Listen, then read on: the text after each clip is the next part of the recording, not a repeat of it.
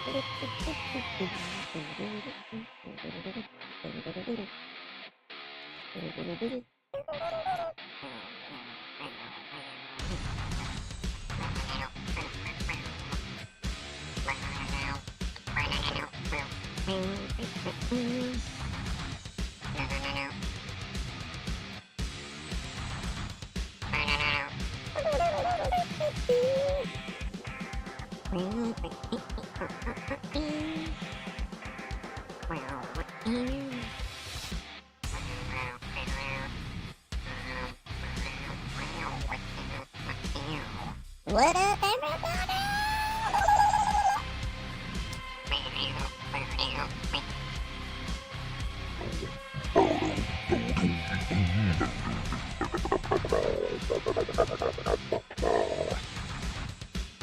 I'm Pickle Rick!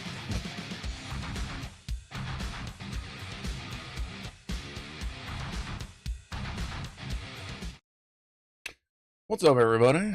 Welcome to the big shoe, or whatever.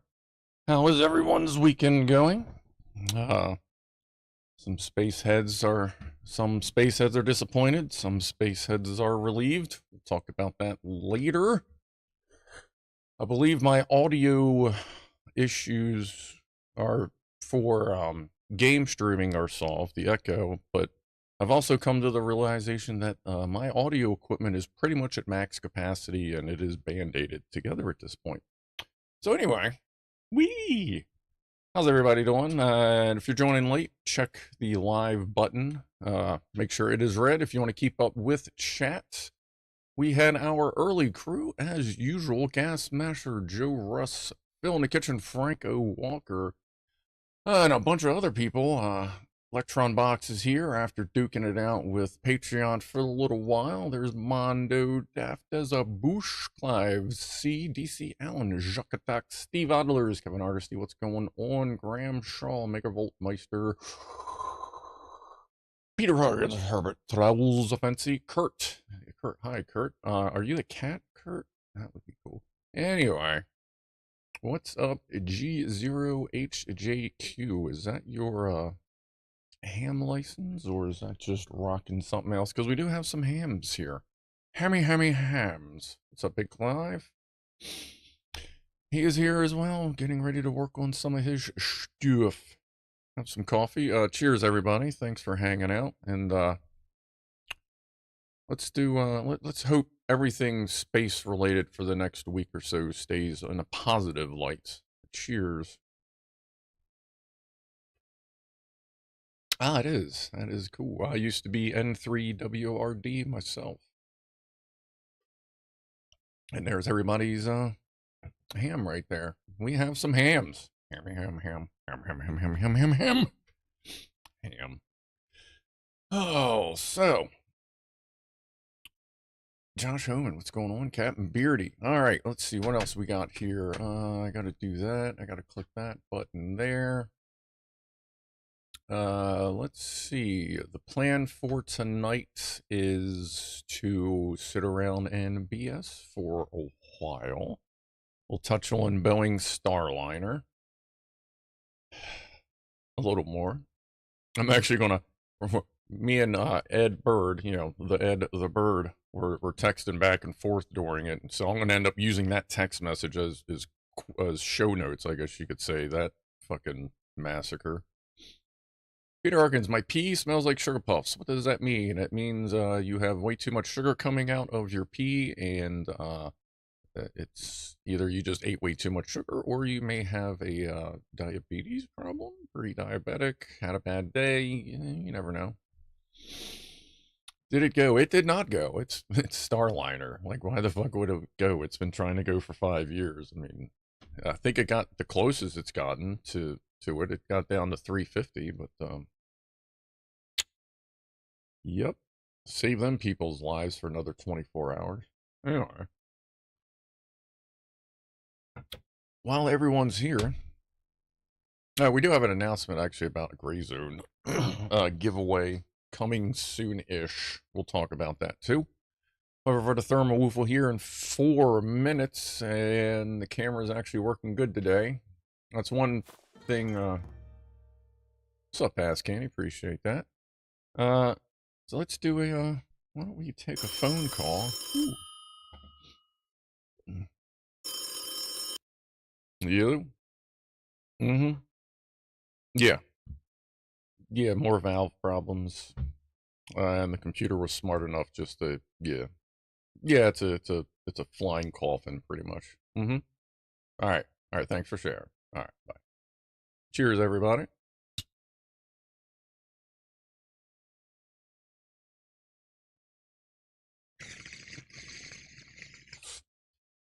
What's up, 404?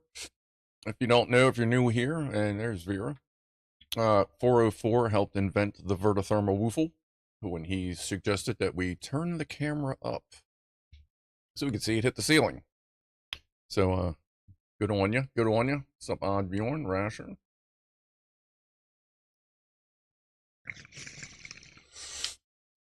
How you like that, Rasher? Yeah, I don't know. Luckily, I can just keep coming up with interesting things to say and just being a fucking goofball. That's part of the goofball life. I got me some fresh coffee here. Oh yeah, still gotta get to the post office to get that Vera's returned package. I would like to thank Scrufdog for the ounce of Girl Scout cookie buds as a prize. I get Girl Scout cookie buds every once in a while. Oh yeah, you are welcome, C2S.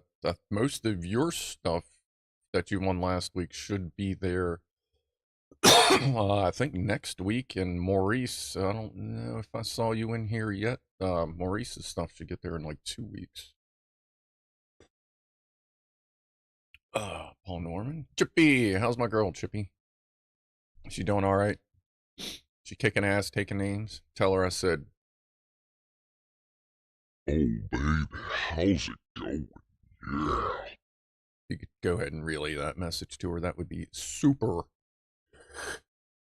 All right. Let's see. Starliner, once I get into that, I'm going to just keep going. So we'll do that after the VertoThermoWhoofle. No, not at all, 404. That's wholesome. Shows compassion and caring. Yeah. Yeah, I gotta go get her more snaky food on Monday. I fed her the last mouse I had, Monday? But she's out looking around, so I'm guessing she's hungry again just because like I said, it's summer. Things changing, humidity is doing its thing. Oh, wow. Space. So yeah, I guess we'll touch while everyone's here. We'll touch on the Gray Zone giveaway. Gray Zone Warfare. It's a pre-alpha game. So, there's going to need to be an alpha and then a beta and then a release. It's probably not going to be for a couple years, like realistically, multiple years. Could be like some games have been in beta and alpha for like a decade. I'm not saying this one will. It's really quite far along if you've watched the streams. But anyway, the next major milestone, I guess, that Gray Zone has, or if it takes too long, at some point we're going to give away a supporter package for Gray Zone. That's the $105 super supporter package that gets you like all the stuff you need to start out. And then you own the game forever. Now, when that giveaway comes up, the only real things you're going to need to worry about if you would like to play the game is one, are you going to have time? Because like this isn't a game you go play for a half hour and you go, oh, I'm done, and you leave. Like you have to get back to base. Like you have to finish a mission. So it is something of a time investment. You also have to have a computer that's good enough. Like I'm recommending 2070s and up. Like some of the people with like 10s and 16 series. And I don't even know what that would equate to on an AMD. I don't pay attention to AMD much anymore. But you need to have a decent computer. You got to have like a 10th gen i7 or better. No i5s or i3s of any generation are really going to do anything. But just letting y'all know, like that is coming. Right now it's me and Ed are in a squad. Asmo jumps in when she can. She's part of the squad. And we're looking for a possible fourth. So, but we'll see. 4th gen i7 here. I have 2 of those electron box. Oh, speaking of electron box. Oh, damn, we're way past VertoThermoWhoofle time. Is Liz on holiday? I thought she was. Oh, she's not there. Runs pretty well on my 20. There's, I believe I know who that is. Problem is, I can't. Well, let's try this on voice. Hold on. How do you do voice on this? Yeah, hold on a second. Let me see if I can switch. Is that the speakerphone? Is that speakerphone?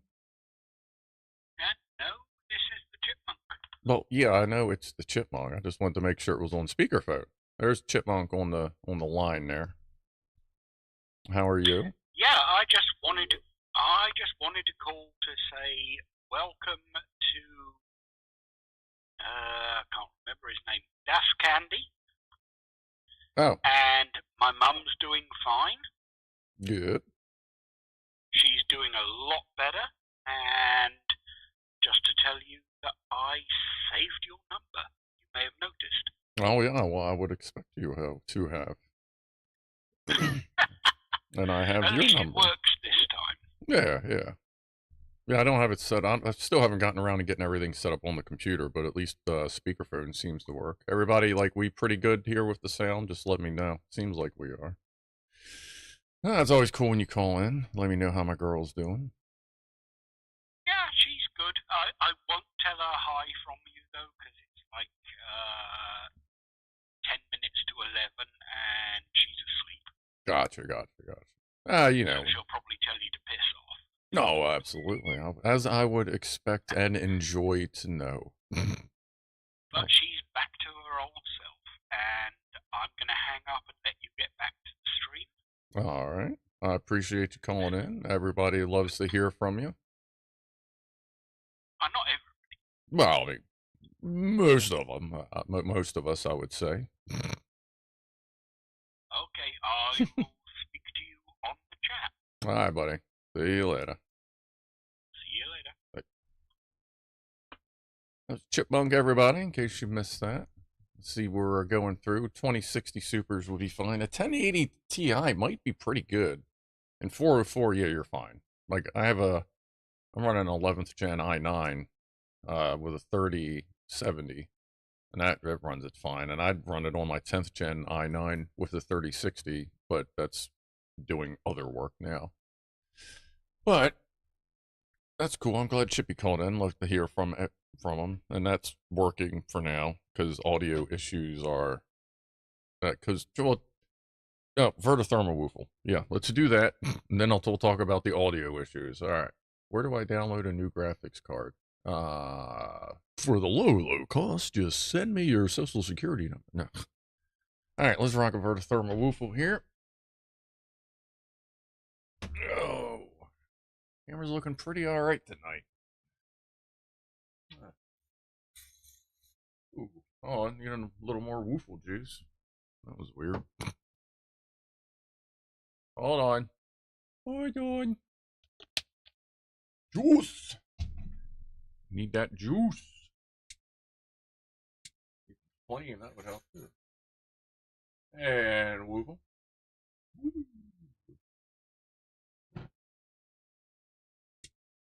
One more over here. Woofle. Bright tonight. Ah, now she's freaking out. Oh, let me try to recalibrate it so it doesn't go into seizure mode. A little better, I think. Woofle.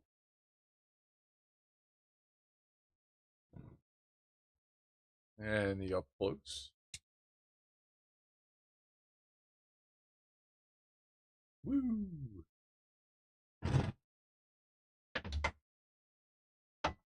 There you go.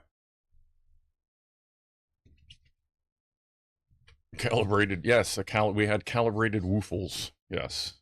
Speaking of technical stuff, I guess I should grab this since there was a Patreon stream tonight. All right. Yeah, that's a little twitchy. Let me go ahead and fling that on back here. All right, and while everything's all warm and toasty, why don't we go ahead and, for those that weren't on the Patreon stream, we'll go ahead and sterilize. Since I keep this here for such an occasion. When you are ready, here we go.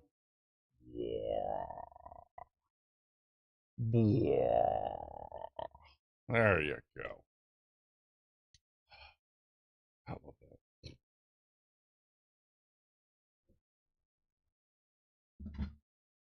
All right, so talking about audio issues before I go off on Boeing.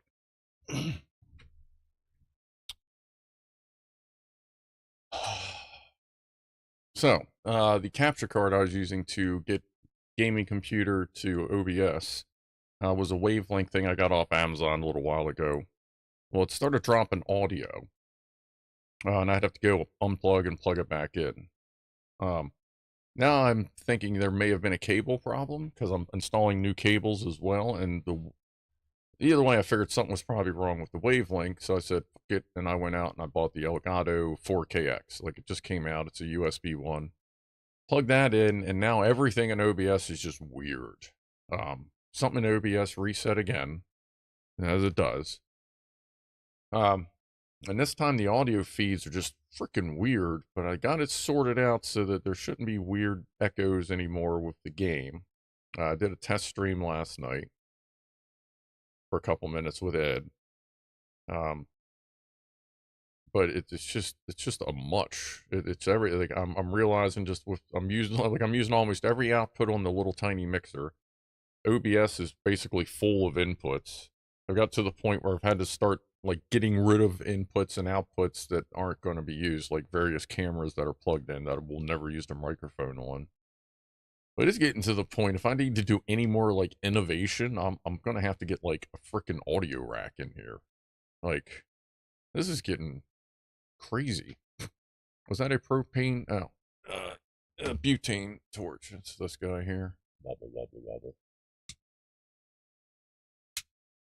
It's got the little sight glass in it. You should be able to see the butane. Yeah, wobble, wobble. That's my woofle lighter. It stays on the same spot on the shelf every day. Sacrifice some goats? Okay. Streaming is alchemy, it seems. Oh, yeah. Well, yeah, yeah, actually, that may not be a bad idea. I may have to start making a weekly sacrifice or something. Good Lord. But I think we got everything going good. The way OBS works audio is fucking confusing for me for some reason. But I managed to get it to chill and work for the most part, so I think we're good. I also tried turning up the channel audio a little bit more. I don't know how much louder it is. I guess it obviously depends on how close to the microphone I am, but I've also been trying to boost the channel levels a little bit since apparently I am way down on volume, but it almost feels like everything's almost maxed out and anything more would just be like blasting it, like start clipping or something, but I don't know. I have to look at Behringer mixers. The good ones have web interfaces. I might need to do something like that. All right, so Electron Box sent some picture or pictures. Let's see.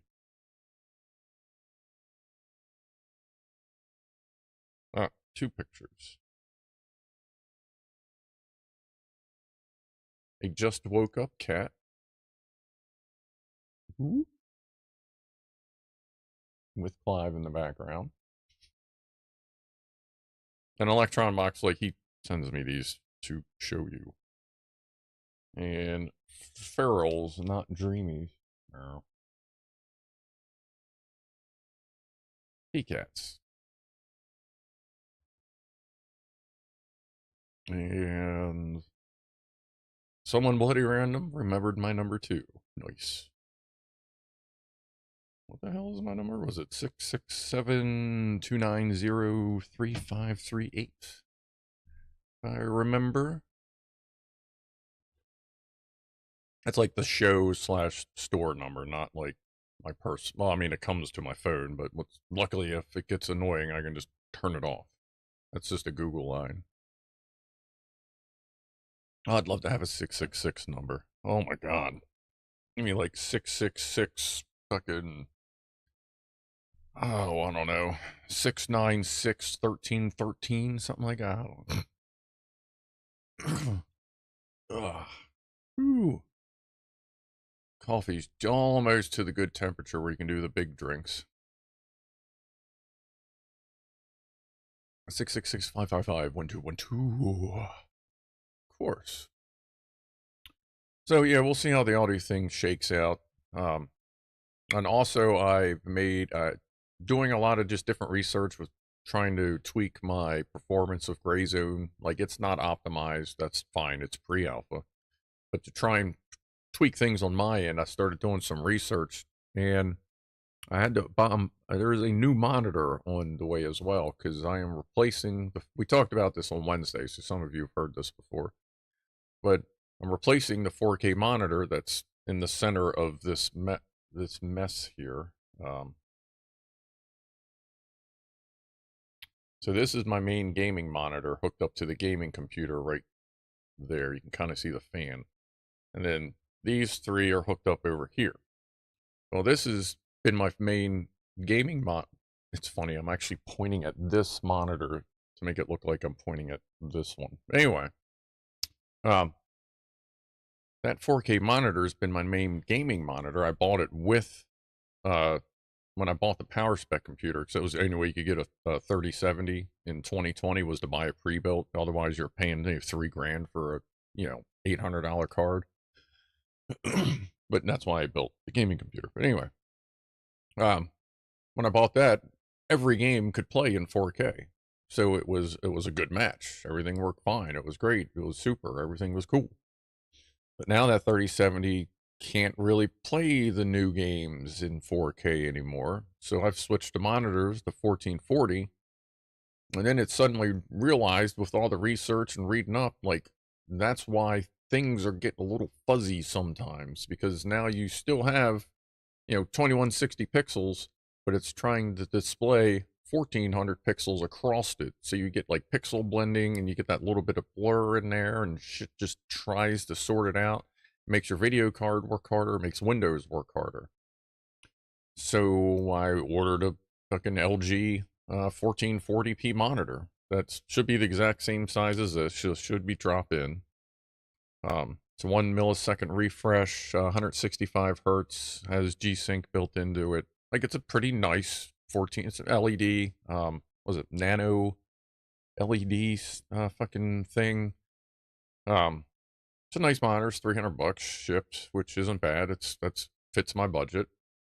But it also solved another problem, because I was about to spend probably save up to spend $500, $600, $700 to get something 4K downstairs for when I'm building computers, because right now the only thing I got down there is a 720 monitor. Not really a great benchmark anymore. It's 720.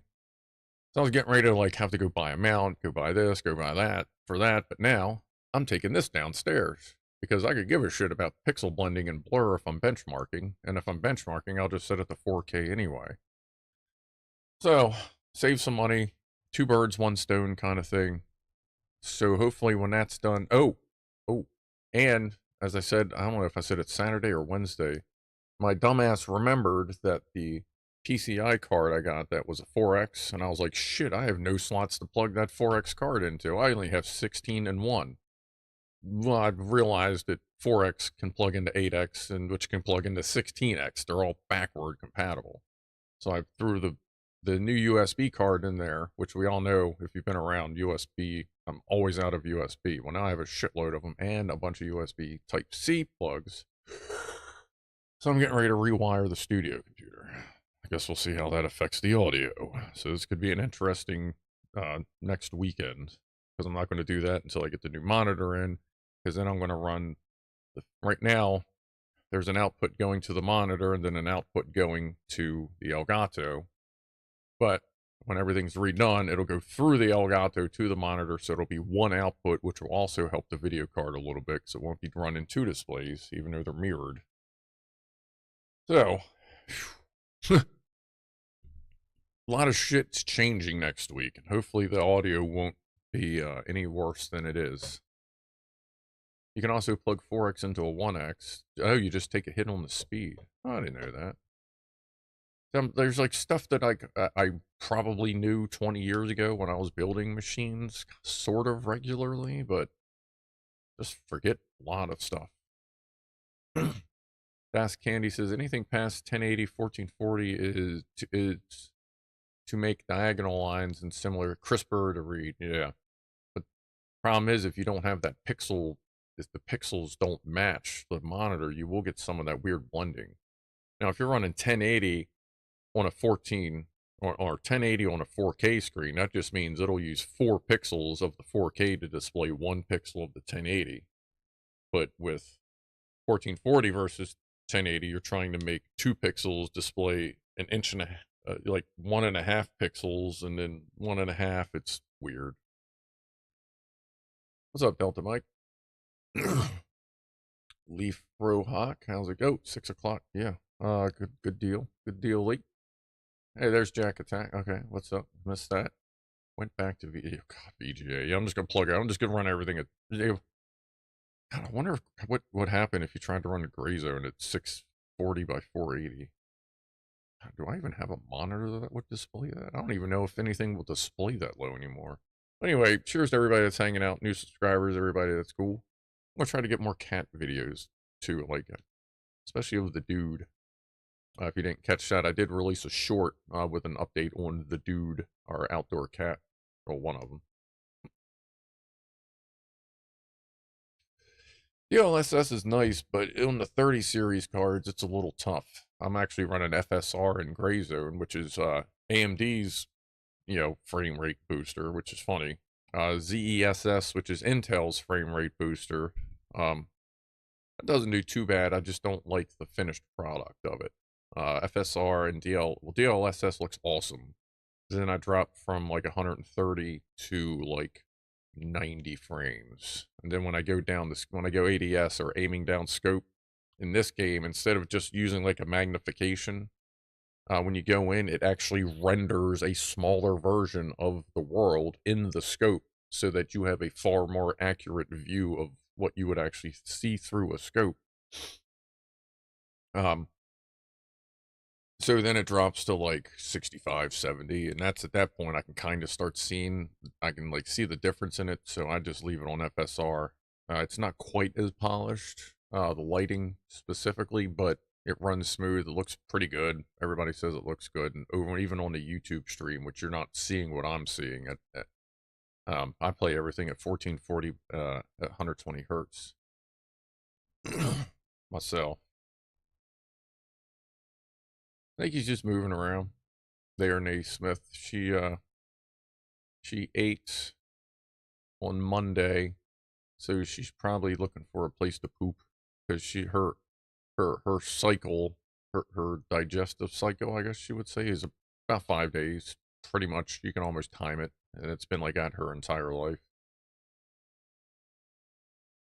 You like those streams there, Pie Man? That's cool. I appreciate that. Yeah, I'll probably be doing. I will likely, be doing live streams of Gray Zone on Sundays for a little while, because Sunday's like the only day off I'm off all day, so I'm gonna play it anyway. So we might as well just jump in. Like, I know I don't get into chat too much, but kind of gotta pay attention a little bit on this game. It gets a little intense sometimes.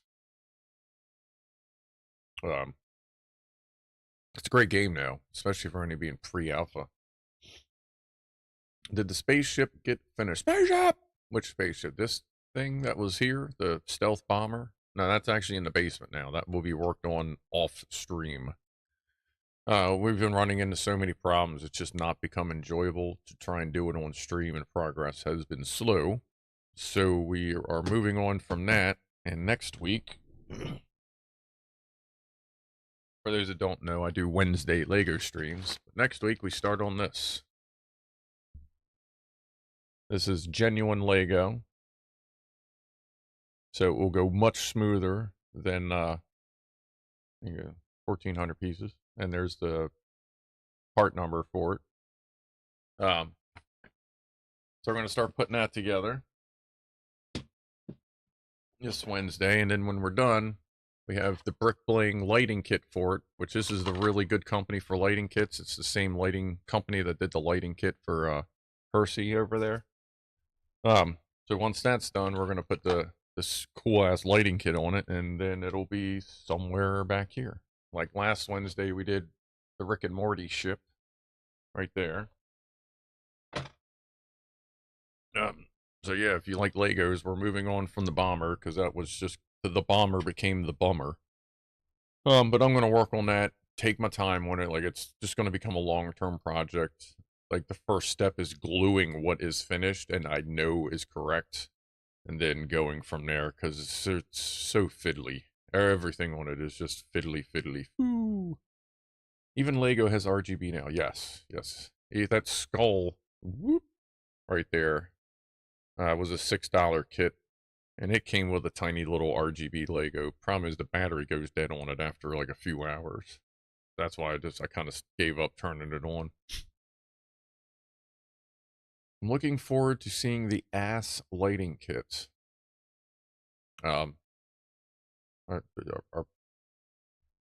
Which particular ass are you looking to light up there, Gassy? Also known as Assy Masher.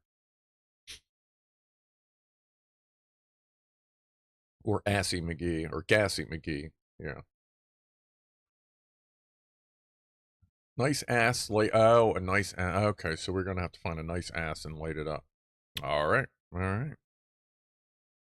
Must be able to get some light up plugs. You never want your Bombay doors bashed in. Nah, preferably not, no. Not really. Does it smell like urine like the original? I believe that is an option. There's a scratch and sniff in there for it. Oh, is that the spaceship you meant, Lee Frohock? The Rick and Morty ship? That thing went fairly well. There's the ring on it is only held on by 2 bricks, so it tends to pop off, but once it's in place, you just don't touch it and you're good to go. Yeah, that is.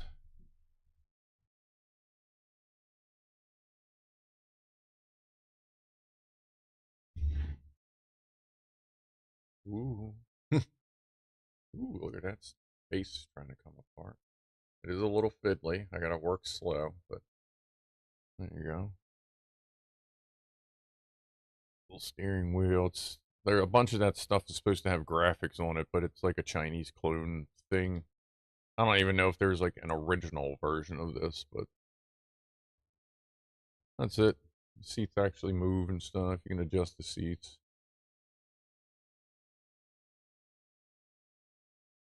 It was pretty fun build, even though there was a couple issues, but it was alright.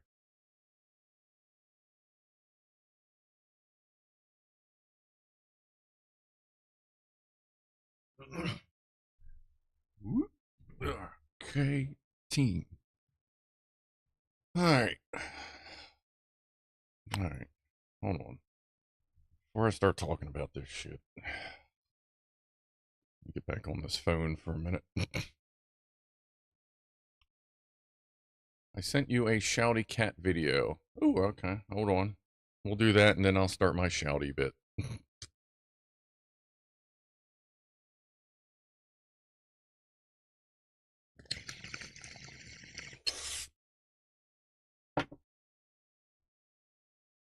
Actually, I'll do a slice of not shouty bits, and then I'll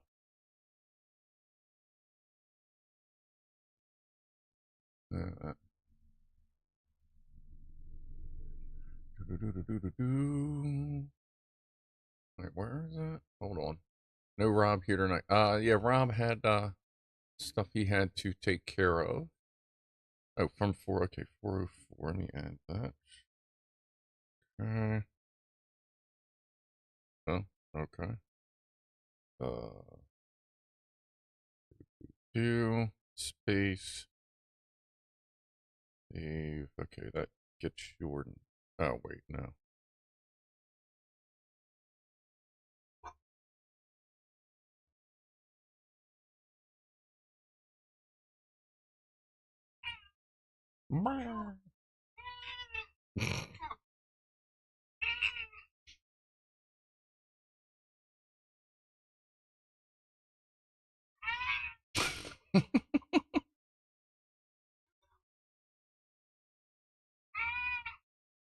I love Siamese cats that are chatty.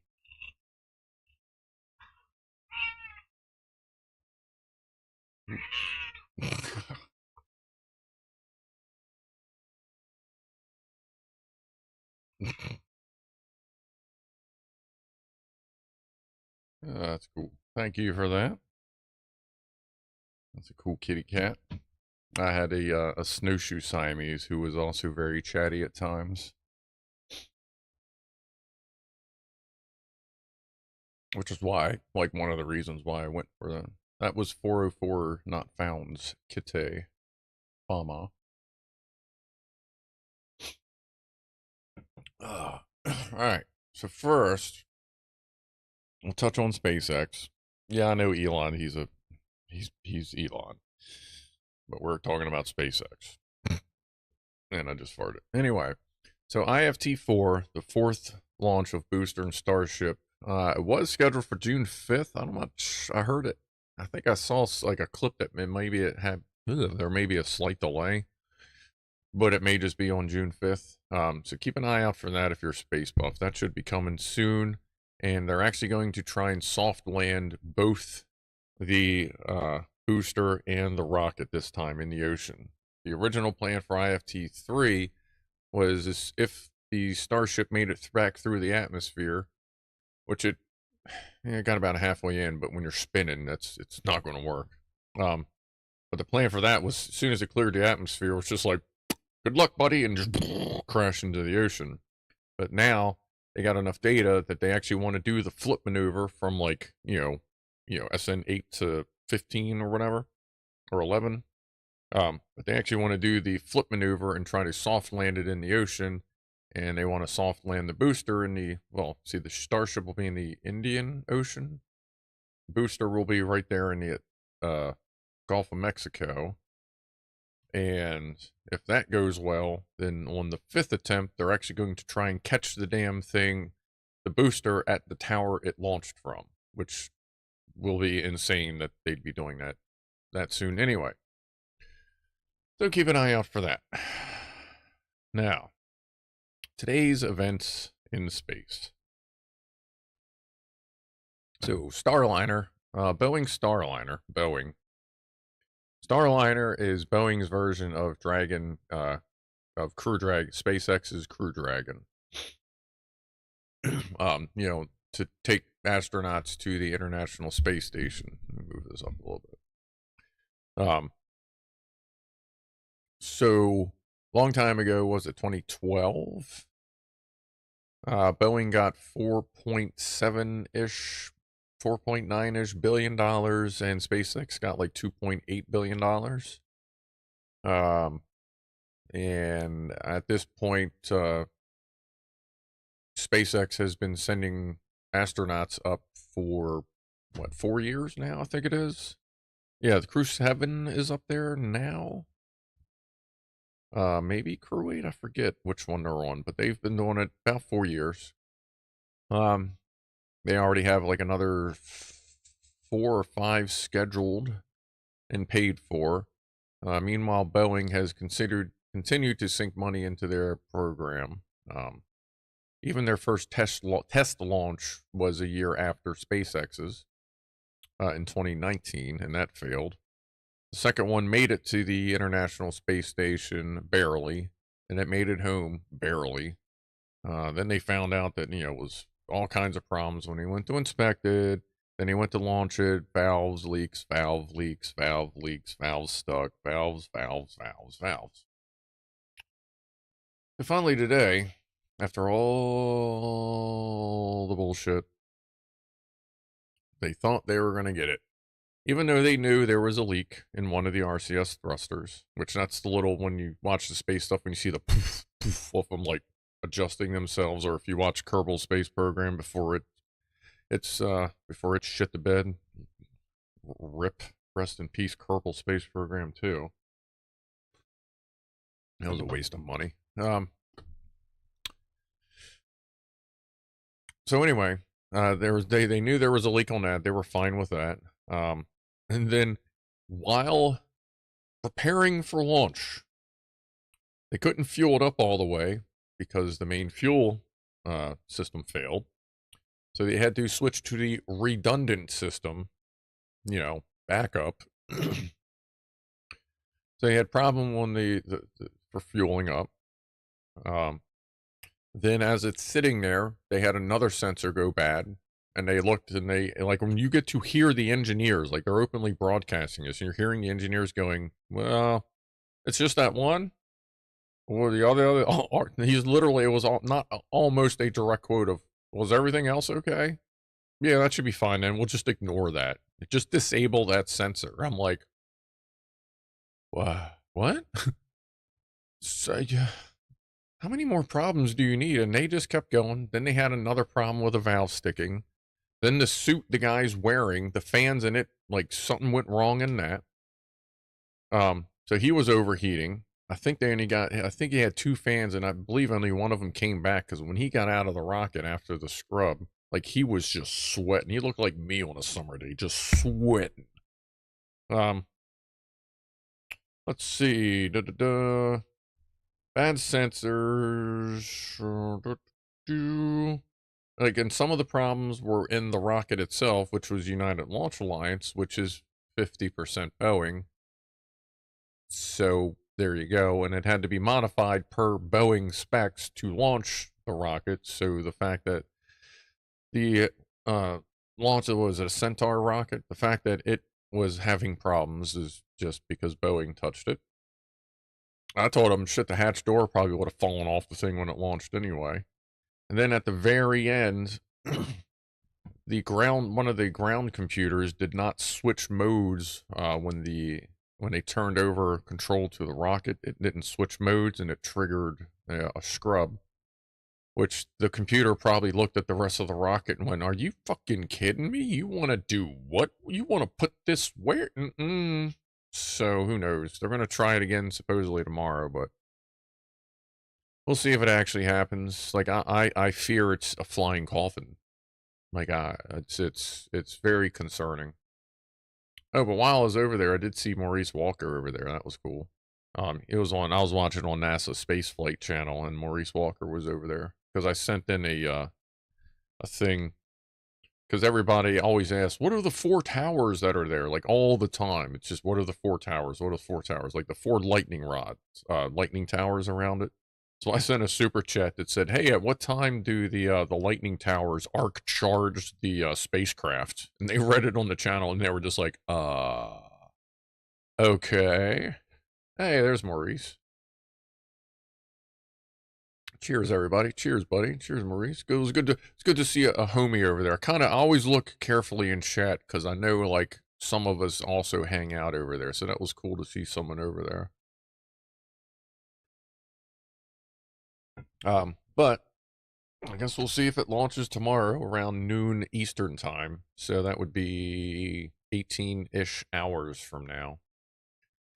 And they have an instantaneous launch window, which means they have to launch within seconds to make sure it reaches the proper orbit to catch up with the International Space Station, because that thing's moving at, 18,000 miles an hour? So, like, you can't be late. You know what I mean? So they had to abort today as soon as that computer paused the count. Like any pause in the countdown, whether it's in 2 hours or in 2 minutes or 3 minutes and 50 seconds like today, it'll just scrub the whole thing again. Electron box. Yeah, it's exactly what I've been thinking. If the launch, Electron box says, if the launch ends badly, Boeing is toast. Yeah, if this goes very badly, you know what I mean? I cannot imagine that Boeing isn't going to have all kinds of investigations and possible license suspensions, and like it's just going to prove that anything Boeing touches is death. Like I do not want those people to get harmed, but I'm not very confident in Boeing, and a lot of people aren't. Especially, well, hey, let's do a quick toast. 420. Cheers, everybody. Oh, Franco's out. Cheers to Franco. Good night, buddy. Toast. Cheers.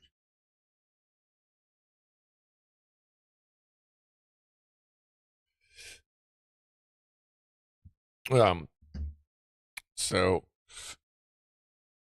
what the hell did I say? Not the fraud thing. I'll touch on that. Who's that Chippy? Send Musk to space on a Boeing. He has no nuts. Well, I mean, that'd be kind of weird to be on a, like, or actually a direct competitor, but yeah, it's whatever we need to do. No,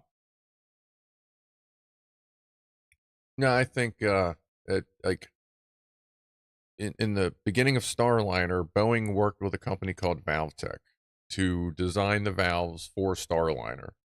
And Boeing kept asking for things that ValveTech said were not safe to do.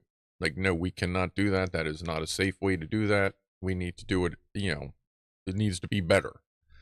And they butted heads so much that Boeing kicked ValveTech off the project, stole their patents, and that's been proven in court. Like, they got sued for stealing patent information from ValveTech, designed the valves they wanted to design in-house, and it's been nothing but a fucking failure fest with their valves, to the point that the CEO of ValveTech openly stated with like a few weeks ago, if Starliner launches, it will kill people. Like no one will survive. Like, she expects no one to survive if that thing gets into space with people on it, and that's fucking scary, because she knows what went into the development of them valves. So she knows exactly what, well, not exactly, but she has a pretty good idea of what Boeing did with them valves.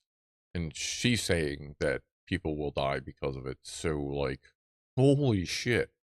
I read that and I went, wow. And Boeing's just like, here we go. Didn't change a fucking thing. Just marching right on. Like, holy shit. But don't talk about them, because Boeing's already killed 2 people that have testified against them. Like, it ain't no motherfucking coincidence that 2 people that were testifying against Boeing suddenly ended up dead around the court proceedings. So they're not even trying to, it's so obvious. They're not even trying to cover it up, but there's no way to, like, put it down yet. But I have a feeling someone's probably looking into that. Oh, and Rasher, as far I think NASA's pretty legit. I believe we've been to the moon. I believe that thing is running around on Mars. I don't have any reason not to.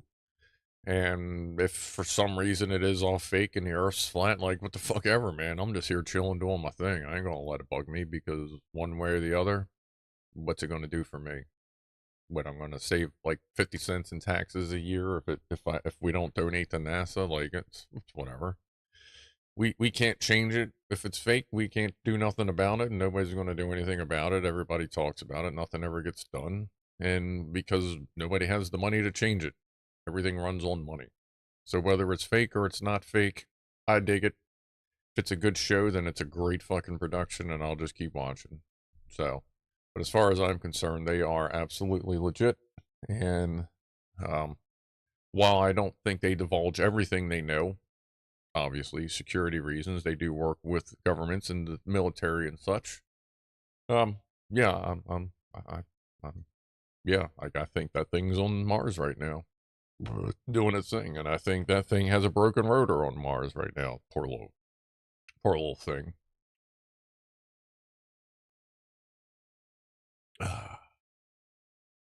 Boeing, the West Coast Mafia, yeah, pretty much.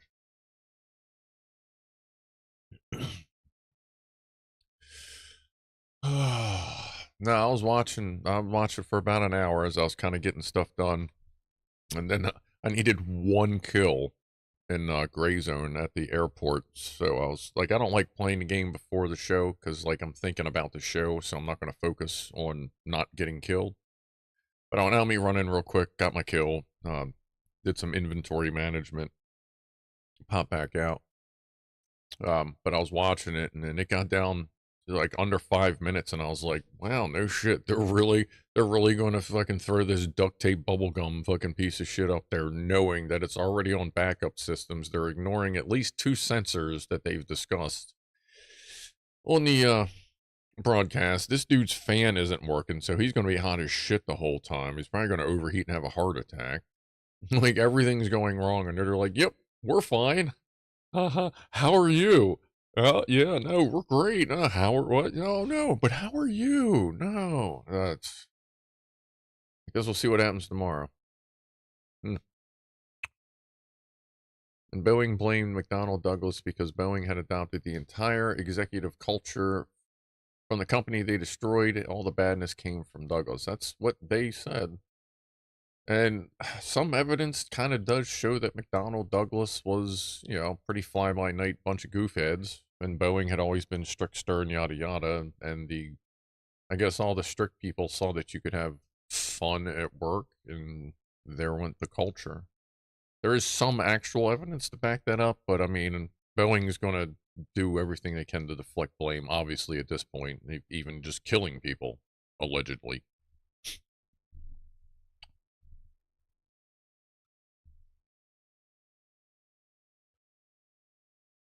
The everyday astronaut was ready for the launch before they halted it at 3 minutes before. Yeah.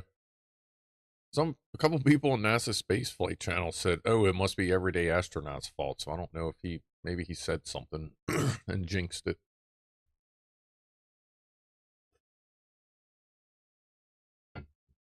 Take another huff of the whipped cream. You should say scruff. What?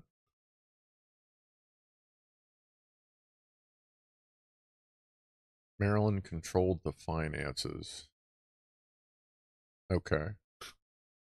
All right, there. What do you mean Maryland or MD there, Asmo? Be surprised if the Astros have not gone AWOL by or the astronauts have not gone AWOL by tomorrow, says Uncle Duncan Shack. Like, we're not riding on that thing. Yeah, like it was one point you were sitting there and Butch, I don't know his name, just Butch, and I forget what her nickname was. Because I was focused on him. He's like sitting there with the thing open, and he was like, because I had his hands on him, and I typed in chat, I think Butch just realized the decision he has chosen. Like, he's sitting there, I mean, you gotta be those two sitting there going, they're good with this? All right, it's like, yeah, Boeing said they're good with this. Are you good with this? Oh my god.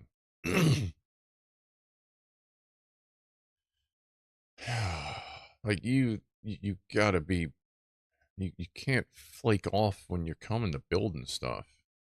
And Boeing's always been that company. One of the problems with this project specifically is Boeing has always worked as an unlimited budget. They wouldn't sign a contract unless it said, we'll just pay you until it's done. And NASA decided, no, we're not going to do that this time. We want some actual competition. So here's a set contract. There's $4.7-ish billion. Then Boeing had to put another $1.2 billion into it. They had to put another $1.1 billion into it. So we're coasting around all, it's roughly around $7 billion.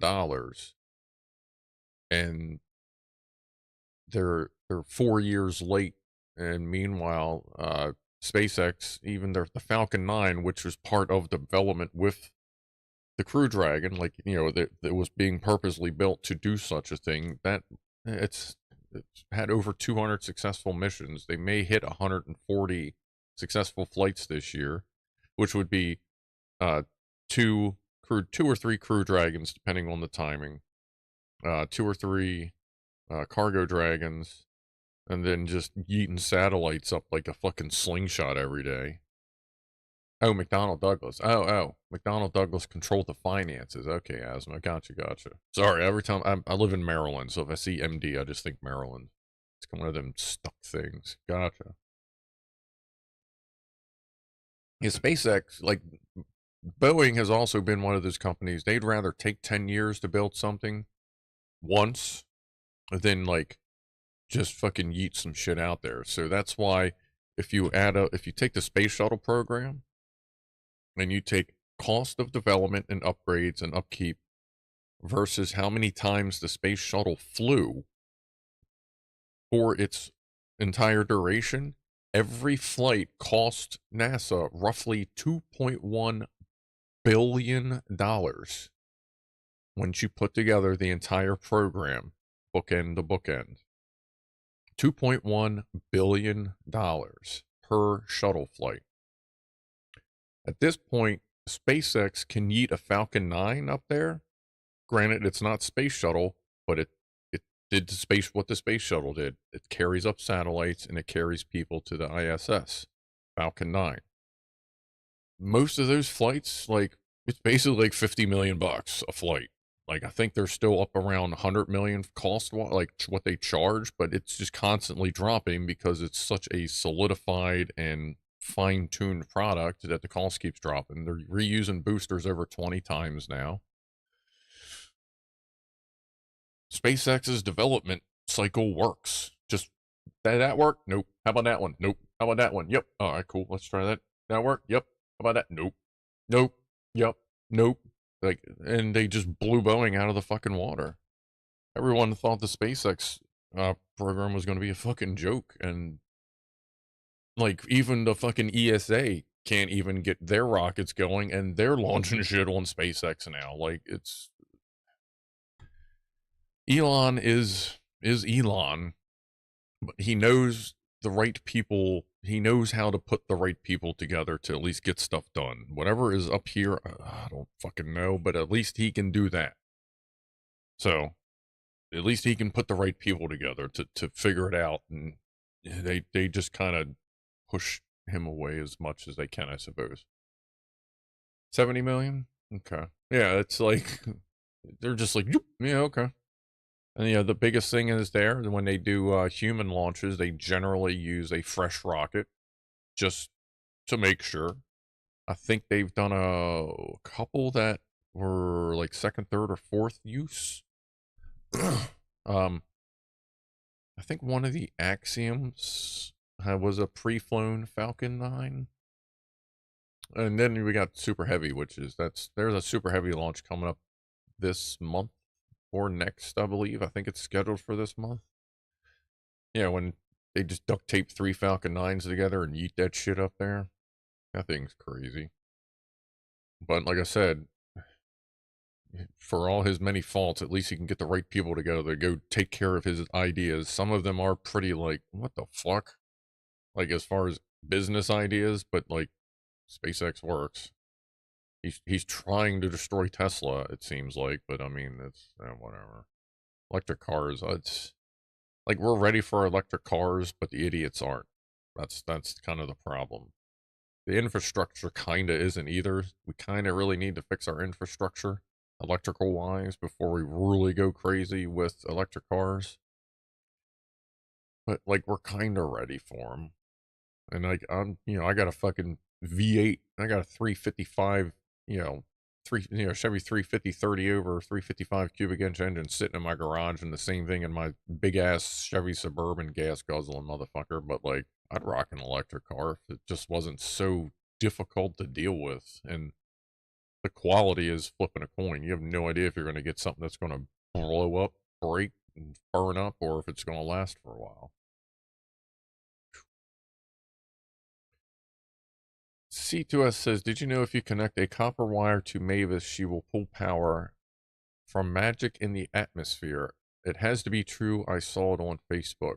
Well, if we're going to do that, C2S, we should probably tape the copper to the propellers, all the propellers. That way it's moving around and it's really just picking up all that electricity. Like, we could probably make a lightning show like that.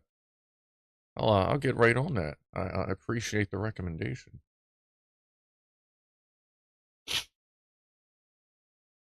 Well, I don't know, redneck atheist. I'm really interested to see how this Starship thing goes, because if it can handle the shit they're talking about, it is going to be a whole new chapter in space exploration. I got a feeling there's going to be a couple more really big explosions before we get there, but yeah, everything's got to be bigger, bigger, bigger. But if we genuinely want to leave the planet as humans and get to Mars or another planet, or get like decent probes into some of the nearby planets, we do need bigger lifters, and Ariana 6 isn't quite up to the task yet. What was the Delta 5 Heavy? They just, well, that was what the last one just fired off a couple months ago. Like, there's kind of running out. It's Falcon Heavy, and I think Russia has a heavy lifter. Food for thought for the SLS program. Yeah, fucking that's a joke. 16 RS-25s were refurbished at the cost of $525 million each, engines, and will be used once. There you go. For the cost of 6 or 7 Falcon 9 flights with a reusable rocket left at the end, they're using it for one engine.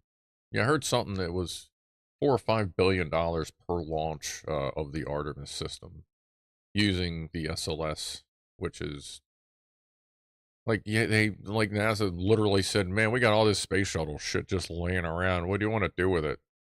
Like they literally said, hey, let's just kerbal a bunch of shit together and launch it and see what we can do. Like, what the fuck? Like, I'm sorry, Artemis, when they first conceived of it and started with it, it was a good idea. But shortly thereafter, everything else started improving so to the point that they just don't need it right now. Like, I don't. It's like, let's just get the wasted shit done, and then we'll let the new heavy lifters take over. Oh, and actually, the kitties get fed 2 minutes ago. So yeah, it's about time for that. Me just rambling on. All right. It is Pussies and piano time with Rob. I am going to play. Which one was it? Raindrops in Blue. And then we will feed the kitties. Hopefully that will work.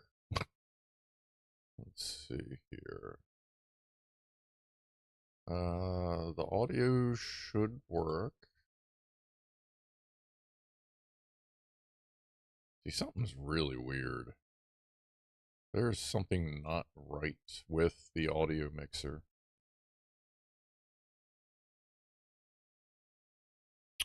But it should work. Alright. Alright, let me get ready here. As long as it looks like the levels are good, then we will go feed the kitties. Alright.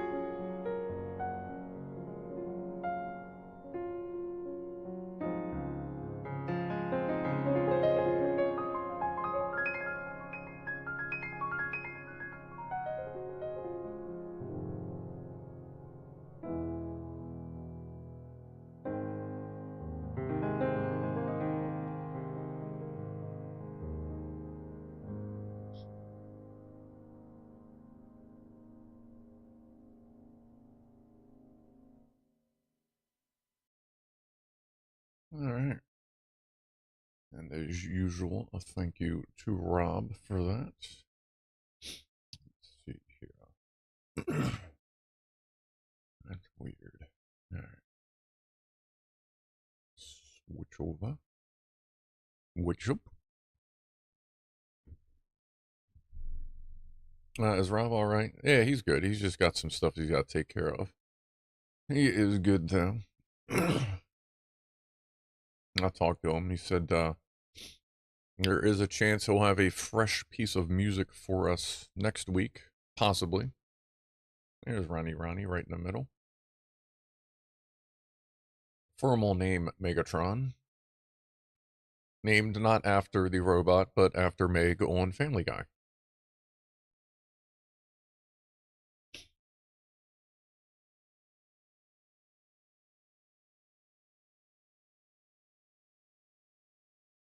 He is staring right at the camera.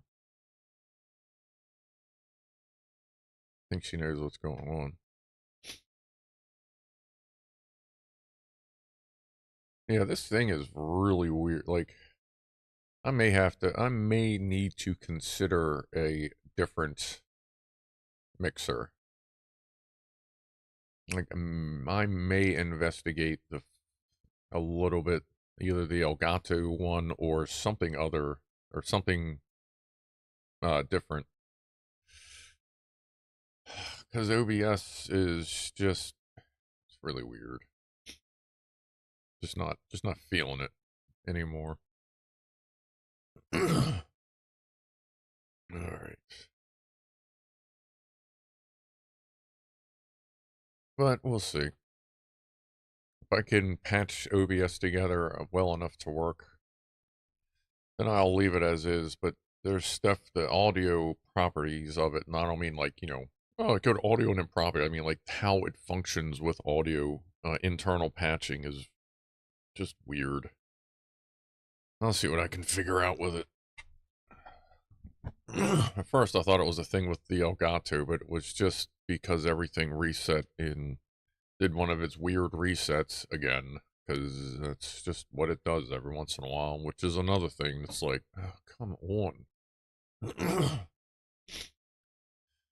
But I know, like, there are alternatives to it, but... Oh, cat names. Yeah, okay, so there's, the one on the left, aka the fuzzy gray vacuum cleaner. That's Lee. Her full name is Lee Scratch Perry, also known as Lee, but most commonly referred to as Poofy Girl or Poofers. Ronnie there, that's Ronnie in the middle, formal name Megatron. Tiny Mama is on the very left. Her name is Bow Bow, also known as Tiny Mama, Mama Pants, Miss Pants, and the Tiny Tank, because she is a little ass kicker. And the cat all the way in the back is Spaz. And she's just Spaz. Her name has 2 Z's, and the first Z is capital, the second Z is lowercase, and of course a capital S. Like, that is how her name is officially spelled. So Tiny Mama there on the left is the mom of Lee and Ronnie, whereas Spaz is an old lady cat who's been around for a while. She's like 12. So yeah, those 2 big ass cats that are almost twice as big as their mom, because Tiny Mama was, she was in the alley, obviously way malnourished, because the first couple days I had her, she just pooped grass. Like, not even processed grass. Like, some of it was still kind of green with just brown stain on it. Sorry to be a little gross, but, And, it turns out, apparently, like, she went, like, to the vet the next day. They said she wasn't, like, pregnant or anything, but apparently the day, basically, we got her, she got, knocked up. And then she had 5 kittens, and, there's those 2, and 3 other ones have left due to a divorce.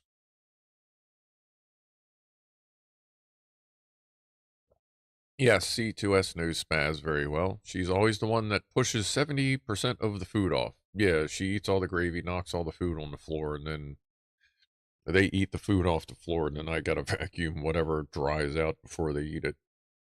But Poofers is usually pretty good at coming through and polishing off all the floor. There's Mama Butt. Poofers is usually good at cleaning everything up afterwards. That would be her left hip and butt. Like the tail is like her, like that's her tail, like right there.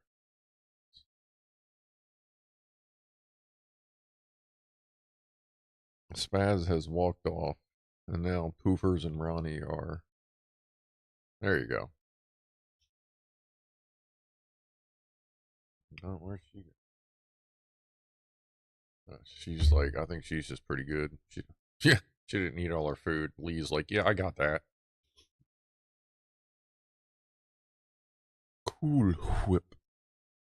My cat loves to stick his butt in my face. Ah, of course, Gramshaw. That's kind of what they do. Well, it wasn't like open butt, Admiral. Like it was tail down butt.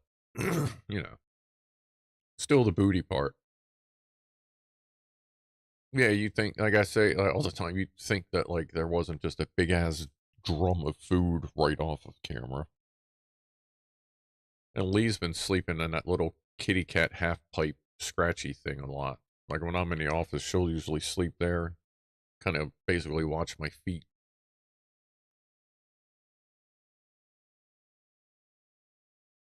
They can't come in the office because they chew, and there's everything in here is chewable and not in a happy way.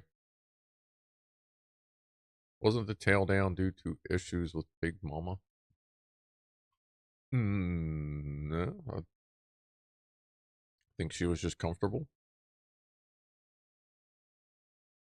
Oh, well, yeah, Tiny Mama does like to shove her face directly up your booty hole to like give you the sniff. But like she goes way, like she goes way up in there. It's like, what are you looking for up there? You know it's them. But yeah, yeah, that's actually I do every once in a while call her that, my tiny little butt sniffer. That is one of her other nicknames. Where does the cat flap go to? That goes down into the basement. Had to put that in there because there was some disagreements with me cooking meat products in my own fucking house in the basement and the smell wafting upstairs. So the door kept mysteriously just, oh, it must have accidentally got closed. So after some turmoil or whatever, a cat door was installed so that the main door could stay closed.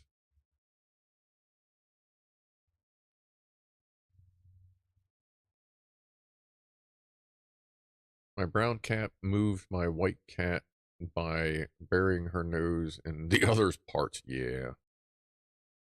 I mean, how dare I cook food in my own home? Yeah, it's fine now. It's all good now, though, so. Much action on the half pipe.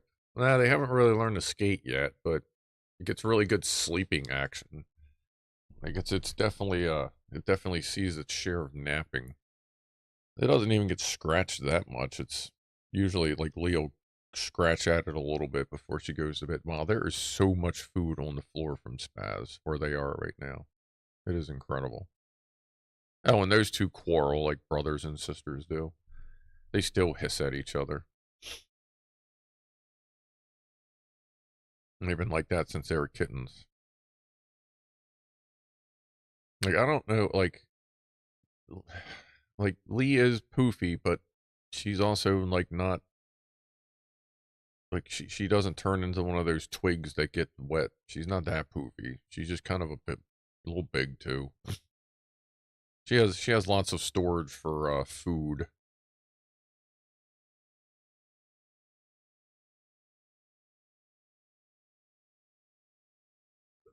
Cats also love to jump on keyboards. Yeah, I like how I've seen a thing lately of people having like decoy keyboards for cats to lay on while they have like the real one like under the desk on a slider.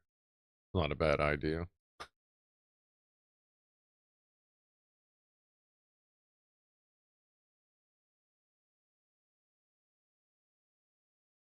Not the full balloon knot, says Forfill. Yeah, no, we do occasionally get the Ronnie seems to wink the brown eye at us, I think more than anybody else during this segment.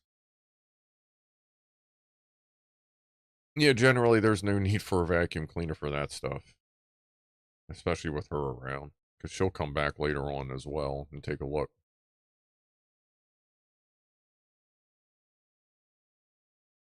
Admiral Rascals says 2 of our cats got into a tussle. All it was one cat laying belly up and 2 sets of paws waving around and hissing around. That's great. Oh, and in case y'all didn't know, which I imagine most of you probably did, probably do, but if you don't, you should check out Mr. Phil 1969's channel. It's been chugging along. Good stuff on there.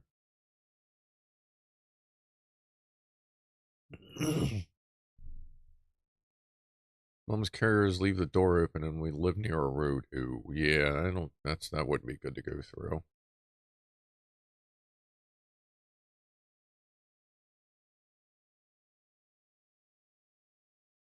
Yeah, I'm watching her. Like, if you see where I'm looking, that's because that's where the glass is, so I'm watching through the wall. And they'll sit there and meow at me, too.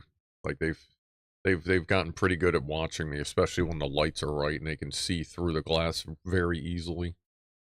Like, if I'm playing a game or whatever, and all I have on here is just some red lights, just so it doesn't bug my eyes. Alright, well, there they go. Kitty! Alright. One of mine sent a load of garbage in one of my work team chats. Everyone thought it was funny when he popped his head up on camera. Yeah, 404.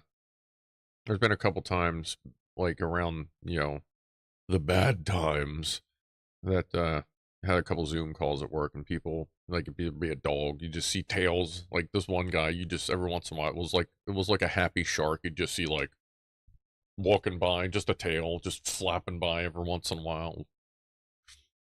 Somebody had a cat that just kind of kept, like, peeking around, like, chairs and stuff, like it knew something was going on.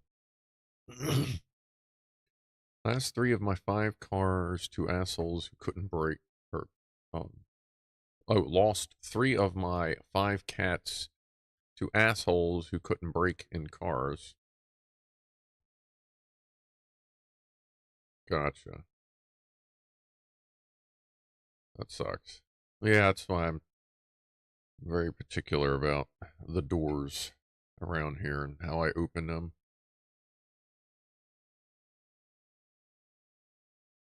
Especially now that the dude, every once in a while, like, you go out and the dude is just be sitting at the door.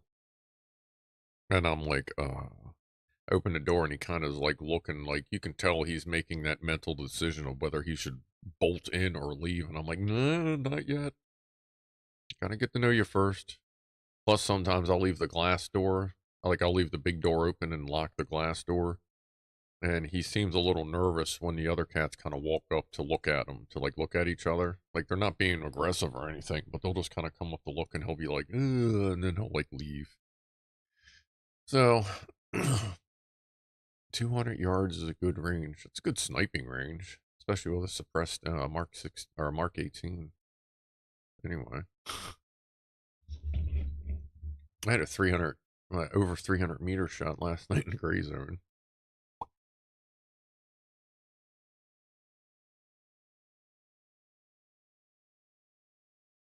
And I've been trying to get video of them.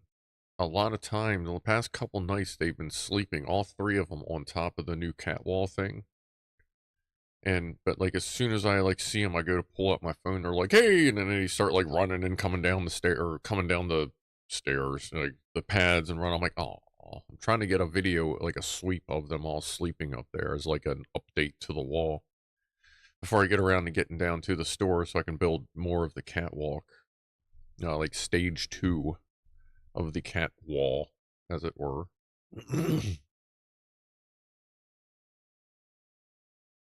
Oh, okay, we close that. Alright. I caught 3 kids on my driveway security camera yesterday, all petting 3 of my cats that were sitting out waiting for attention from passerbyers. That's great. It was like, meow, meow, meow, meow, meow, meow, meow, meow, meow, meow, meow. That's cool. I'm glad the kids were being nice. That's one other thing I worry about ever letting like animals outside is kids. A lot of kids aren't real nice to animals anymore. Like you see shit that from when I was a kid you'd hear about and you'd be like, what? And it just seems like shit like that is becoming common nowadays. It's fucking a little crazy. If one does kill cars, do they turn wheels up afterwards? Sometimes. Sometimes. I watched some video yesterday. Like, it was just for some reason, it really pissed me off. It was a video of a Dodge Charger with a bunch of kids in it. A stolen Dodge Charger, a bunch of kids running from the cops, and then they flipped it. A couple of them got ejected. And I was like, you know, it's a goddamn shame they didn't all die. Because if you're 16 and doing dumb shit like that and running from cops at, you know, closing in 200 miles an hour, like over 660 miles an hour closing in and weaving through traffic, you're never going to do anything good with your life. So that's a fucking shame. They'll get away. They're juveniles. They ain't going to face shit. And they're just going to keep doing that because now they're going to get away with it because they're kids, which means as adults, they're just going to keep being fuckheads. It's a goddamn shame. Just seeing that shit nowadays just really fucking pisses me off. I think because, like, as I was growing up, and I'm not saying this as, you know, old guy stuff, it's just, there's just such a significant change in the attitudes of things that you would hear about maybe every couple months, every, you know, few times a year. Now it's every fucking day, all day long. Jesus Christ. Yeah. Kids are just, not all of them, obviously, but a lot of kids nowadays are just fucking dumb. Like, I'm sorry. There's just no other way to put it. Anyway.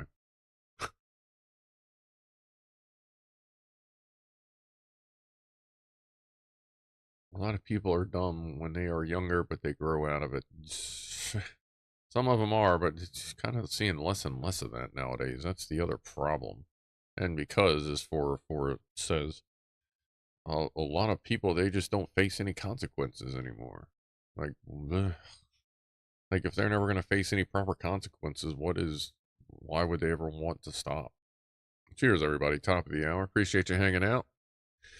Appreciate you all helping me get to 1,200, you know, a couple weeks ago as well. It's nice that that's been hanging there. So tootie toot toot, doot doot doot. I'm Pickle Rick! Cheers.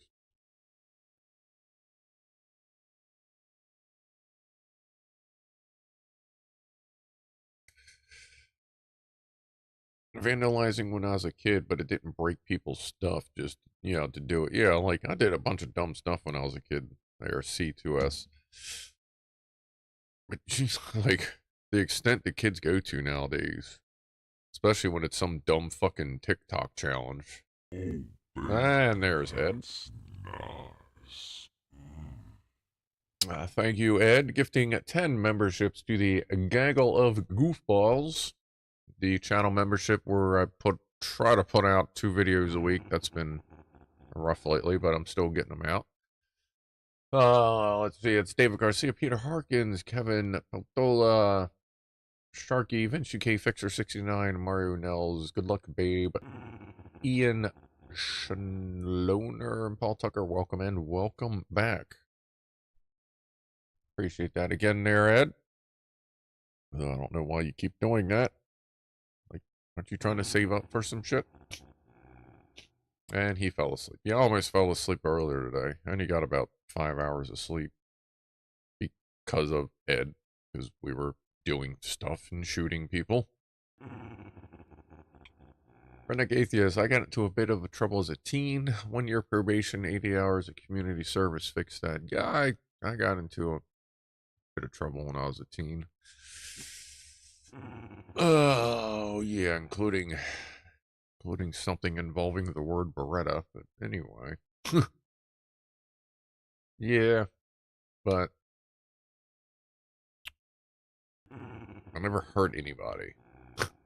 That's my thing. I never I never really even accidentally or purposely like hurt anybody with all my dumb stuff. I never wanted to, and I never tried to. But that's all people do nowadays. Like, you walk up to somebody, punch them in the fucking face, or you break their arm. You're like, it's just a prank, brah. Like, no, that's assault, brah. I'm glad people are starting to shoot back at the pranksters. There's been, what, 2 documented cases of a prankster getting shot? Ah, it's fucking great. They just need to learn to aim for the nose. Ed has a Beretta clone. I had an actual, real tiny little fucking Beretta that, when I was a youngster, I, long-term borrowed from somebody's dad. But what you know, the fucking thing had a broken firing pin. So I fixed it. Had a little bit of fun with it, got rid of it, whatever. I was, what, 15? But even with that, like, I never went after anybody with it. We went into the woods, we found hills, like, we actually went to a construction site with a giant fucking backdrop hill, and even past the hill was another bigger hill kind of thing, and behind that was no houses or anything, just fields, and, like, we just target practiced with it. Like, we didn't shoot at people, we didn't fucking go rob someone and say it was a prank, brah. Like, we just did our own thing with it until I had to get rid of it because, you know, things happen when guns disappear. Little Beretta Tomcat. Yeah, I have no idea. I mean, this was 33 years ago, and the box it was in was old at that point, so it may have been a 40, 50-year-old Beretta. It was a nice little fella. I guess it was a 22? Like, I don't remember. I feel like it was a 22. I can't remember that far, or that much, because I didn't really know anything about pew-pews back then. I mean, I don't know a whole lot about pew-pews now, but I am trying to learn. I have 0 respect for Brexit voters. I like breakfast. I'm not a real big fan of Brexit, but breakfast is always cool. I might make breakfast tonight. After the stream, I got some eggs and sausage up there I need to take care of, as it were. The Tomcat was 22 long rifle, where a Bobcat was 32, and the Cheetah was a 380. This is the Birdman. I'm guessing this, I guess it was a Tomcat. Pretty sure it was 22, and LR, like, I know I had a 22 long rifle, that Savage. I think it may have been a 22.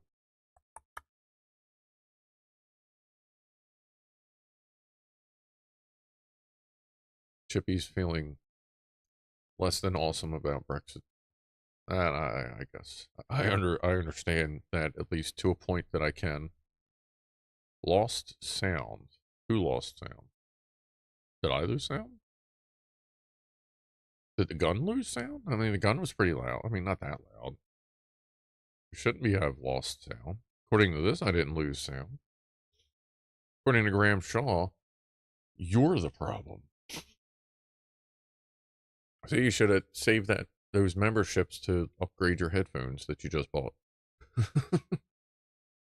In my opinion, all those sucker punch pranksters should be charged with attempted murder. Yeah, God, I cannot. I'll tell you what. Like, we'll probably have a party stream once that dumb fuck kick streamer Neon gets killed. We'll probably have a party stream.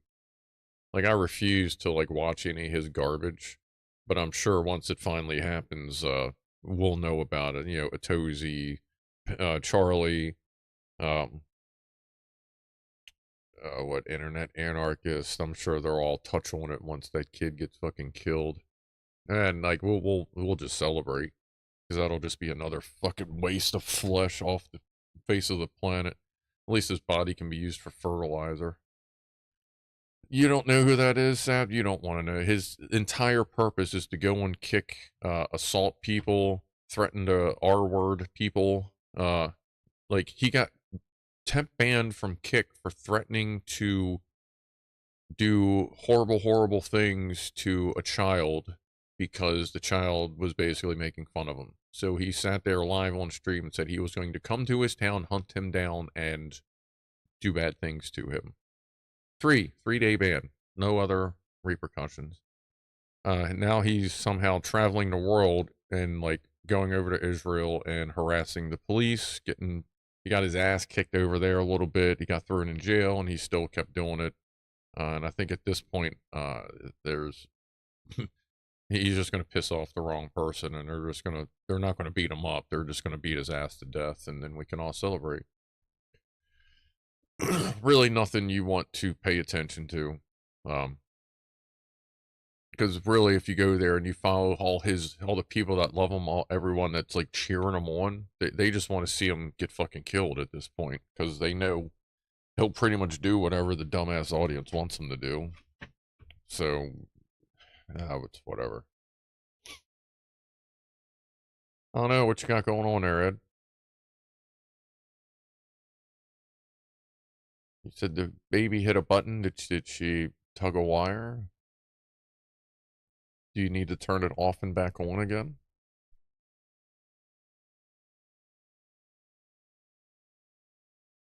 I'm looking at UV fingers to eyes.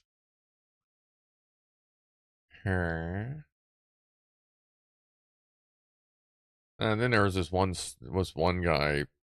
He does like dumb pranks. He like walked up to someone who had a gun and fucking started fucking with him. The guy just pulled the gun out and shot him in the stomach. And even after getting out of the hospital and all this shit, he was like, "Oh, whatever, man. It got clicks." Like he's so fucking dumb. Like I'm waiting for him. Just like I said, they just need to aim a little bit higher, and then that'll start solving that problem. Just me, thank you for the 99 pounds to the channel Chillin Chat with normal people with to the channel Chillin Chat with normal people with common sense. Yeah, here we go. Yes, to a channel full of people with common sense that aren't fucking morons. Yeah, that's what's the other thing that's nice about doing the show like this. You get to sit around with a bunch of people that you know aren't really stupid. So, cheers, everyone, and cheers, Just Me, thank you. And Ed, appreciate that earlier.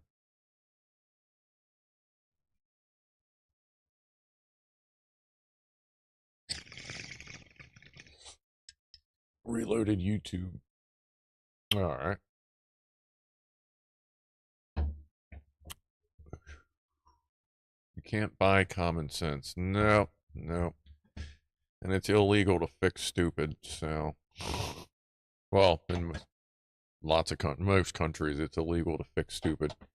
But in a lot of countries, they just kind of do it themselves, but not that that's necessarily a good idea either. Boy, it's just a fucking weird world out there.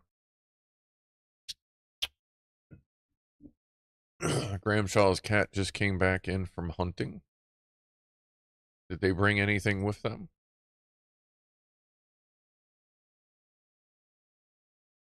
And yeah, actually, Ed does kind of bring up a point there, Just Me. You might want to watch the whole normal thing. I don't know that many of us would really consider to be normal. I guess we could say you meant our normal, which is different from normal.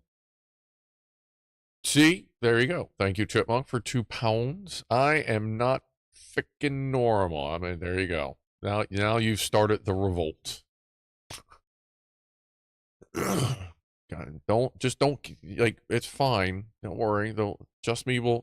Just me meant. goofy, goofballs. See, like we don't need to cancel just me or anything. You know what I mean? That's good. That's good. The cat stepped on the keyboard.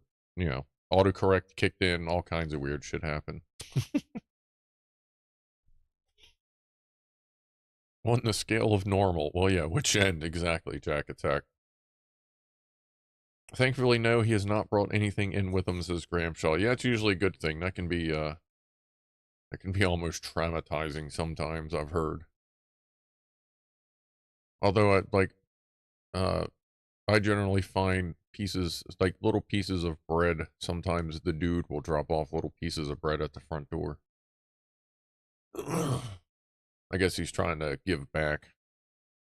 What I'm going to end up doing is I have a small foyer, like entry area. It's like linoleum floor before you step into the living room carpet. Like I'm probably going to get a stock box from work, which is like big heavy cardboard, and make something of a wall there with openings in it so like the cats can see themselves. And at some point when I'm comfortable with it, like when the dude seems like I can get within about 2 feet of him right now. But once me and the dude kind of know each other, one of these days I'm going to open that door with this cardboard wall up and just let him come in and see how interactions happen. And I'm sure he'll want to leave again. But once we're up to the certain point, we may have a 5th cat in the house. I don't know. We'll see how that goes. But I mean, that's going to be a long time out. But we'll see, because he seems really interested in coming in. Like last night we were out there. He got something to eat, went back down the steps and was just kind of hanging out on the sidewalk. And then when I came in, he came back up the steps and was just leaning against the door. I was like, God damn, that fucking kills me. But like, I can't let him in until like we all know each other. You know what I mean? So we shall see. Came downstairs one day to find a mouse head on the floor. No body, no guts, no mess, just the head, says someone bloody random. That's convenient, I suppose.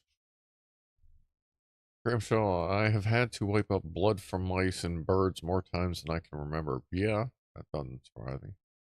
Is he a stray?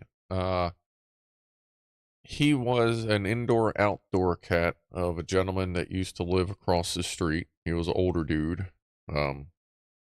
Like his whole, like he was the owner of the property. His whole family lived there with him, and he had indoor-outdoor cats. Well, he passed away, and they immediately sold the house, and apparently, as it goes, like, they stopped, like, on their way out, they grabbed the cats that were around and then just rolled.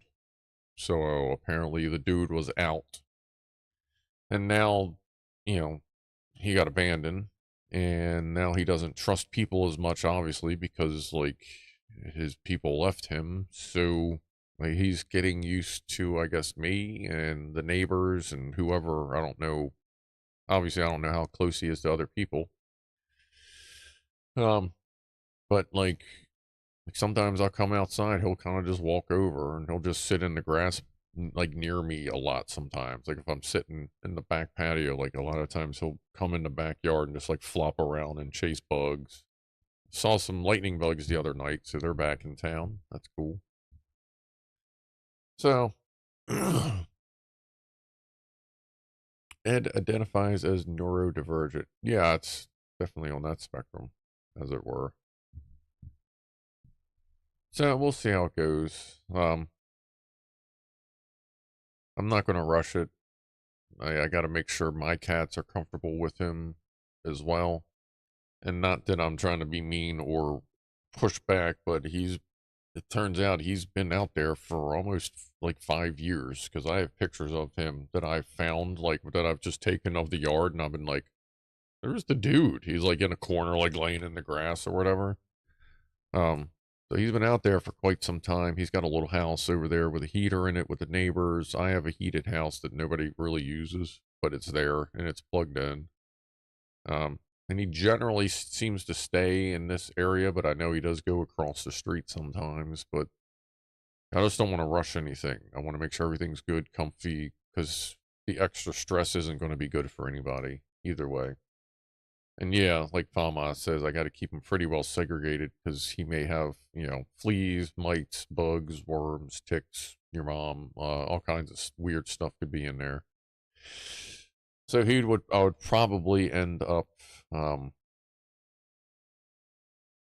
like segregating to the basement because that's got a full cat area. Leave them up here and then have him, you know, get everything sorted out and make sure everything's good.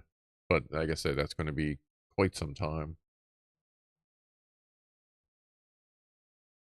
I don't believe in reincarnation, says Lee Frohawk, and I didn't believe it when I was a frog. There you go. There you go. Stick to your guns. Are lightning bugs the same as glowworms? Lightning bugs are the things that fly around and their butt turns on like a fluorescent-y, yellowishy, green, flicky butt. I know there's another name for them. I'm pretty sure you biscuit heads have a different name for lightning bugs. Firefly, that's another name for fireflies.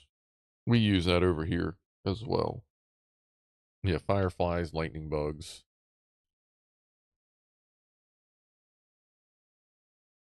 Oh, he's still deciding who has the best food. Yeah, I have noticed like one time some certain food I put out, he didn't eat a whole lot of it. I went, oh.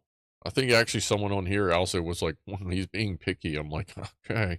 So I put different food out there and now everything's fine. 420 somewhere. Says Jacques Attack, toot toot everybody, or shot shot, or chug chug, or cartwheel cartwheel.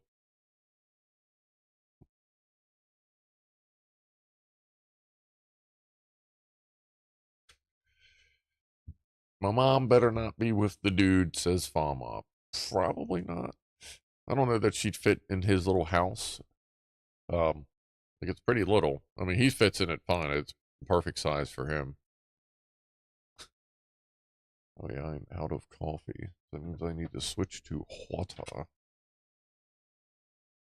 TJ's got some bourbon. Good deal.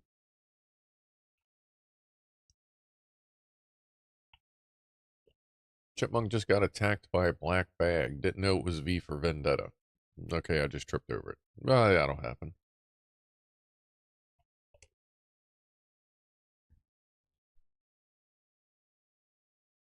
Let me see. Let me pull up Ring.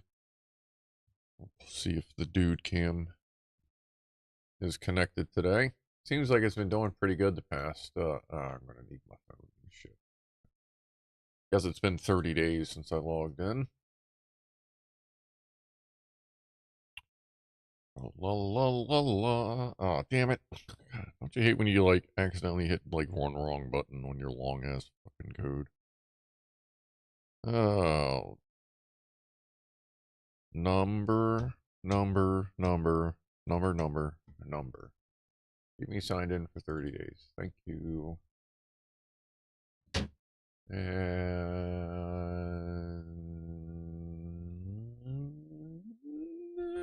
great. But no. This preview not available, which means it's probably not connected at the moment.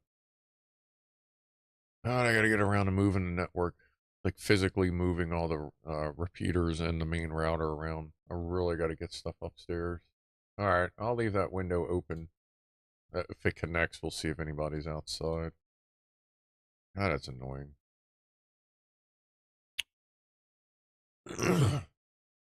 No, the batteries are good. It just they're 404. It just the problem is the walls are expanded steel. It's lat on plaster, and they used expanded steel as a backing. And there's aluminum. Well, and there's as white asbestos shingles, and then a layer of aluminum aluminum siding. And the way it sits, where it sits, like the the wall, it's actually in line with about a 5-foot wall to the router, like, and not like, you know, the wall this way, like, you know, right on the other side, but like the length of the wall. So it's just in a God damn, my nose is itching. It's just in a really bad spot. But I could fix that if I moved the one repeater over there. But then I just gotta get around to it. I gotta move that repeater over there, probably move the router up here, leave the switch downstairs. Probably move that repeater into that office over there. Do a top mount in the window so it can go way out into the backyard. Might help us actually get a fire thing going on out there if it's not raining. And if I move that one up to the front, I may do the same thing and hang it off the ceiling as the antenna's coming down to blast out into the front yard and hit the camera. And then at that point, I make it a second camera and put it inside my van so that when I'm home, it connects to the home IoT subnet and can record in case there's a problem. That way I can have a camera right out there to record dumb shit. Whew. Yeah. So, you know, when I get around to it, as it were. All the bodies in the walls block the RF. No, I'm pretty good to pick all the metal spits off of them. Like, you don't want to be in the middle of, like, a good steak and, like, you know, bite into a wedding ring or something. Kind of kills the mood sometimes. When I worked in data centers, the metal of the 1,000 square foot room used to give me full signal everywhere from my phone to my Bluetooth headphones because the signal bounced around everywhere. Yeah. Problem is here, all the metal mesh is grounded, so it just sinks the signals in here. That's why there's 3 repeaters, and 2 of them are hardwired to push out, and one of them pushes out to a repeater in the garage, which connects to another camera that watches over my Suburban and my motorcycle. What's up, Penelope Mew? How are you? Yeah, Orihime is, she ate 5 days ago, so when it's time to poop, she kind of like crawls around, looks for a good spot to poop. Kind of like how a cat scratches around, but she just slithers around for a while and then poops. What's up, Leon?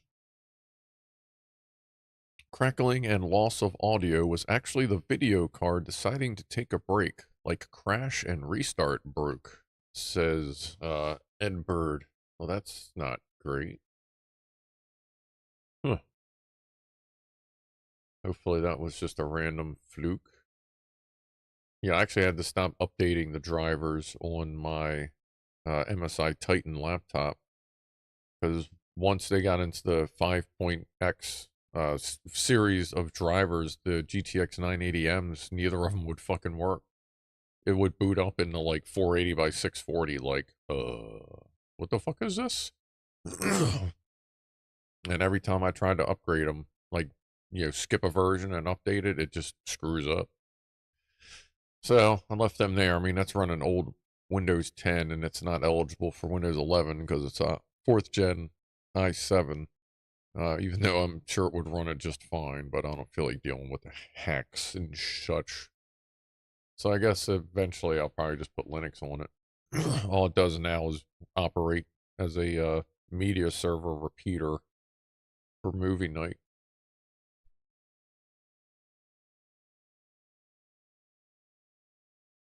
Oh, and that's Orihime, yeah.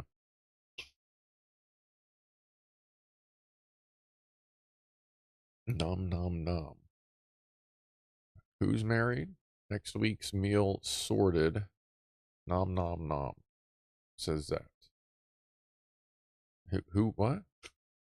Asbestos sandwich. Yeah, I could go get some chrysolite sandwiches right now if I wanted to there, Admiral. It's a little crispy, it kind of sticks in your teeth a little bit, but if you get a good sauce on there, it kind of helps it a little bit. Am I running Plex? No, I have MB Premier, whatever their purchased version of it is. I run MB media server. It works well. It's just I've had it for like 3 years and it pretty much looks and does exactly the same thing it did 3 years ago. But they always talk about all these new innovations, all this new this, all this new that, and everyone's like, where? where the fuck is this? Like, it took them 4 years to give us personalized playlists. I kind of look at it a lot and go, man, I kind of feel like I should have gone with Plex, but at this point, MB works. It does what I need it to do, so I just rock with it. I mean, it works on all my devices, so I can watch it on all my TVs because it works with Fire TV or all the Fire sticks. It works on my little Chrome Fire or Chromecast. I got one of them somewhere it works on. I mean, Plex works on all that too, but I'm just going to stick with it. Graham Shaw, all right, folks, I'm rather pissed. Up at 6 a.m., 5.5 hours from now. You push that a lot on Saturday nights there, boss. So I must get off to bed. Thanks. Good night, all. Cheers and cheers. Have a good sleep, Graham Shaw. Have a groovy day at work. Do cartwheels if you can when you walk through the front door. It's always a good day to start the morning. Because not only will you be more awake, but everyone that just saw you is going to be awake with fear, confusion, and dismay. And that means they'll probably be pretty much awake the rest of the day. Just a suggestion, you know. Just kind of throwing that out there. Plex is the mutt's nuts. Yeah, if I used it more often, I would, well, I guess I should say if I used it more versatilely, or if I had multiple accounts or whatever, like to multiple people, then I would probably consider going to Plex, but since I just kind of use it as a basic thing, I don't really bother. Like, it's fine. It's one of those things you're like, it's fine. It does what it needs to. Some extra features would have been cool, but it's fine. You know, if I got to do the extra stuff, I just go to a different tab and then I just use a separate app. It's fine. You know what I mean? Kind of like that. 404 can't go to bed yet as I have a sleeping cat on my lap. Yeah, you're toast. You run Plex on your NAS, seems solid. Yeah, like I've heard Plex is good. It was at the time, I just for some reason I kind of liked Envy. I heard Plex was getting very commercialized and just way overdrafted or overdone. So I went, I'll just go with MB then. I just didn't realize MB was the exact polar opposite of Plex, where there's just, they change numbers, but you don't actually see anything change. Like, even their change logs are pretty vague. I don't know. It works. It's okay. I'd probably get Plex if I had to make the choice again. But who knows? Maybe I'd have Plex and go, I should have went with it. Yeah, who knows? So I'll just stick with MB. Until I have a reason to switch. Like a solid reason, solid reason, I should say.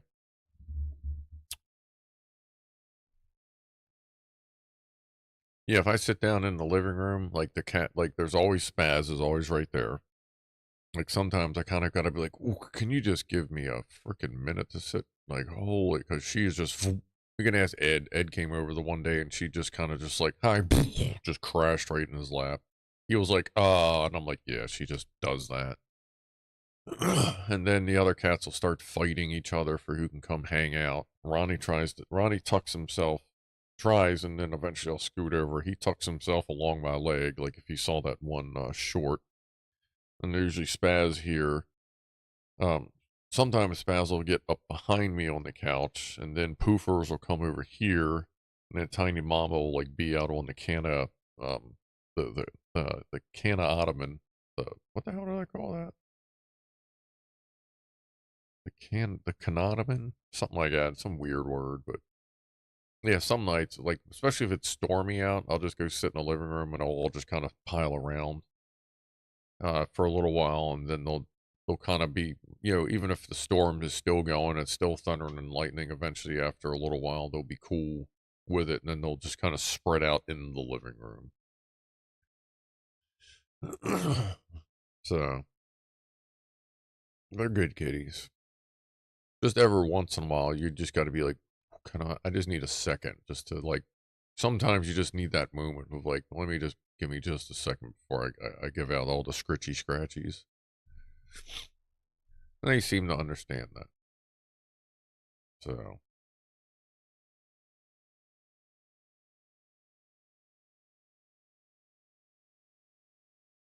Chipmunk has a Chromecast and it sucks monkey balls, like in a way that the monkeys dislike.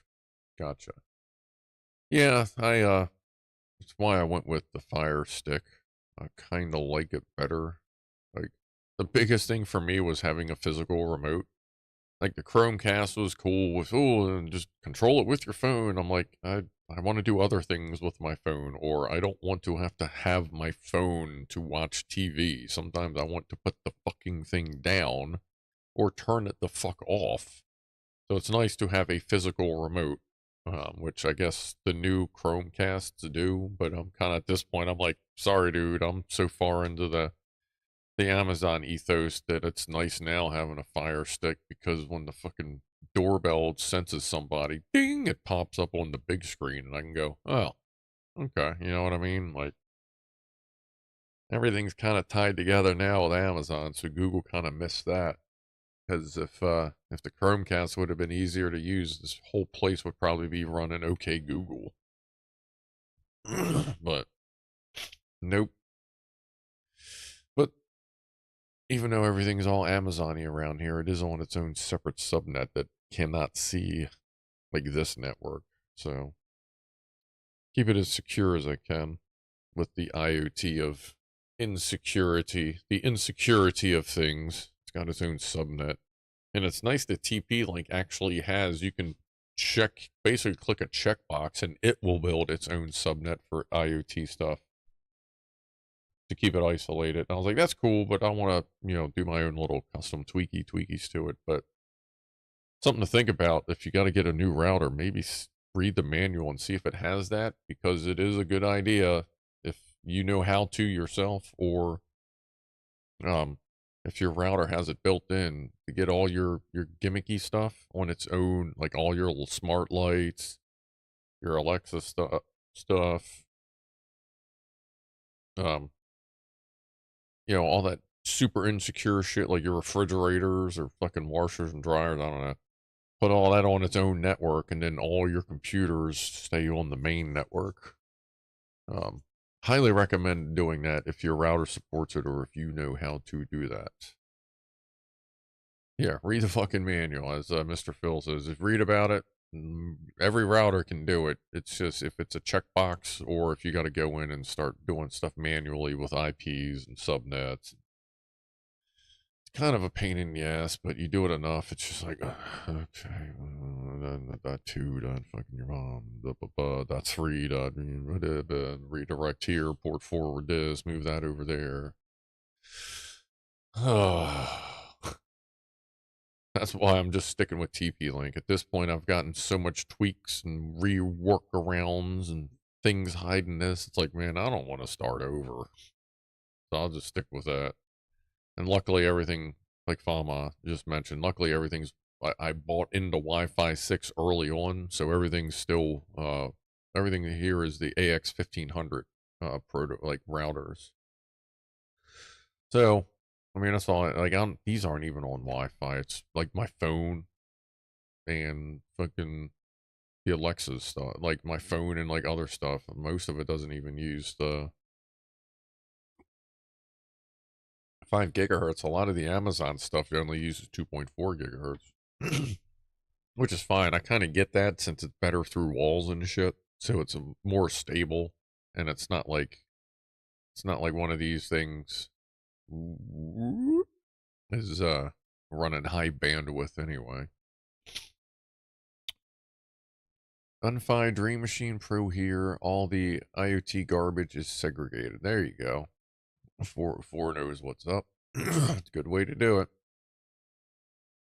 Chippy says TP-Link is a good consumer grade brand. Yeah, they're pretty all right.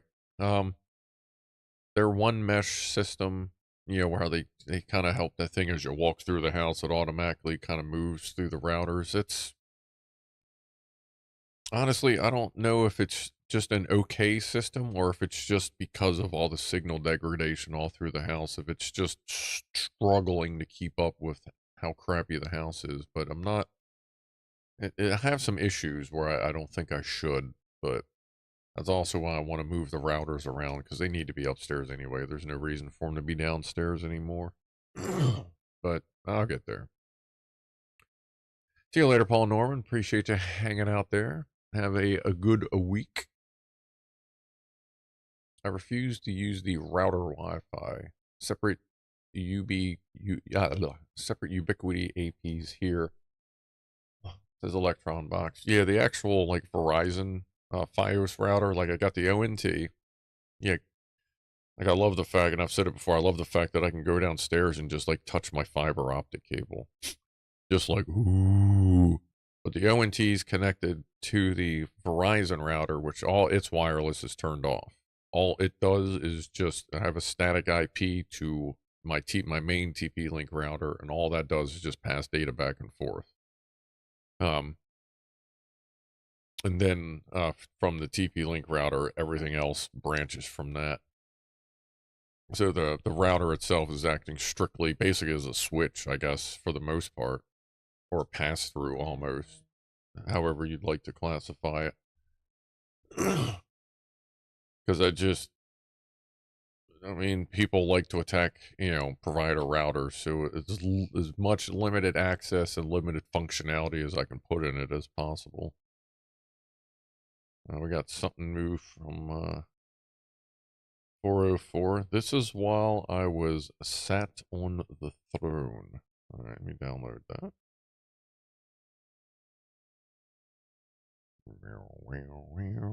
We got new video here.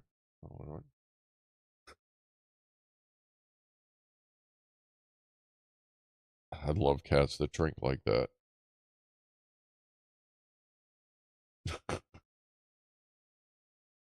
That's cool. Guitar. Weather Channel. Don't miss this chance. Tonight's planetary alignment may be worth staying up late. Not if you live where I live and you can't think you can don't see many stars. You see just enough. And that's not my nipple. No, nipple's down here.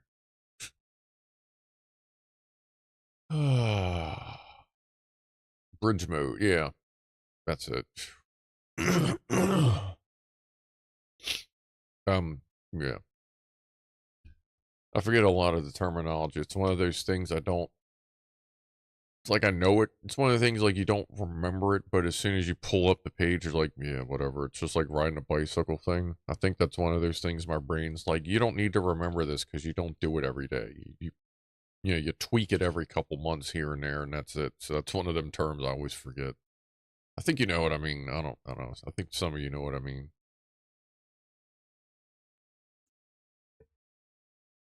Order something from Uber Eats, says Fama, and show us the delivery and eating. Yeah, don't. Yeah, what was that? What's that dude that guy, fucking on YouTube that started doing that kind of stuff, ordering out, and just, he got bigger and bigger and bigger and starting to have health problems, and then he finally started losing weight. Yeah, it's not really my thing. It's always a little odd eating when I'm on here, sort of.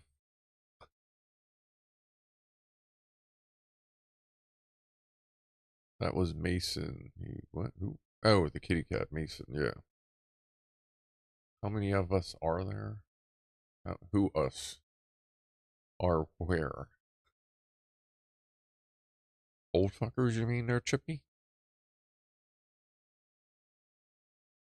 One of Admiral Rascal's kitties does the paw drinking. Yes, sometimes Ronnie does that. Every once in a while.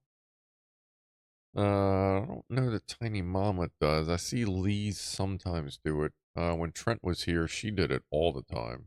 But like she would literally sleep and hug the food bowl and just sleep like that. Like she'd fall asleep with her face in the water. Just like she was just like weirdly addicted to water. Oh, here's all the kitties. Here's all of 404's kitties. Come on. There we go.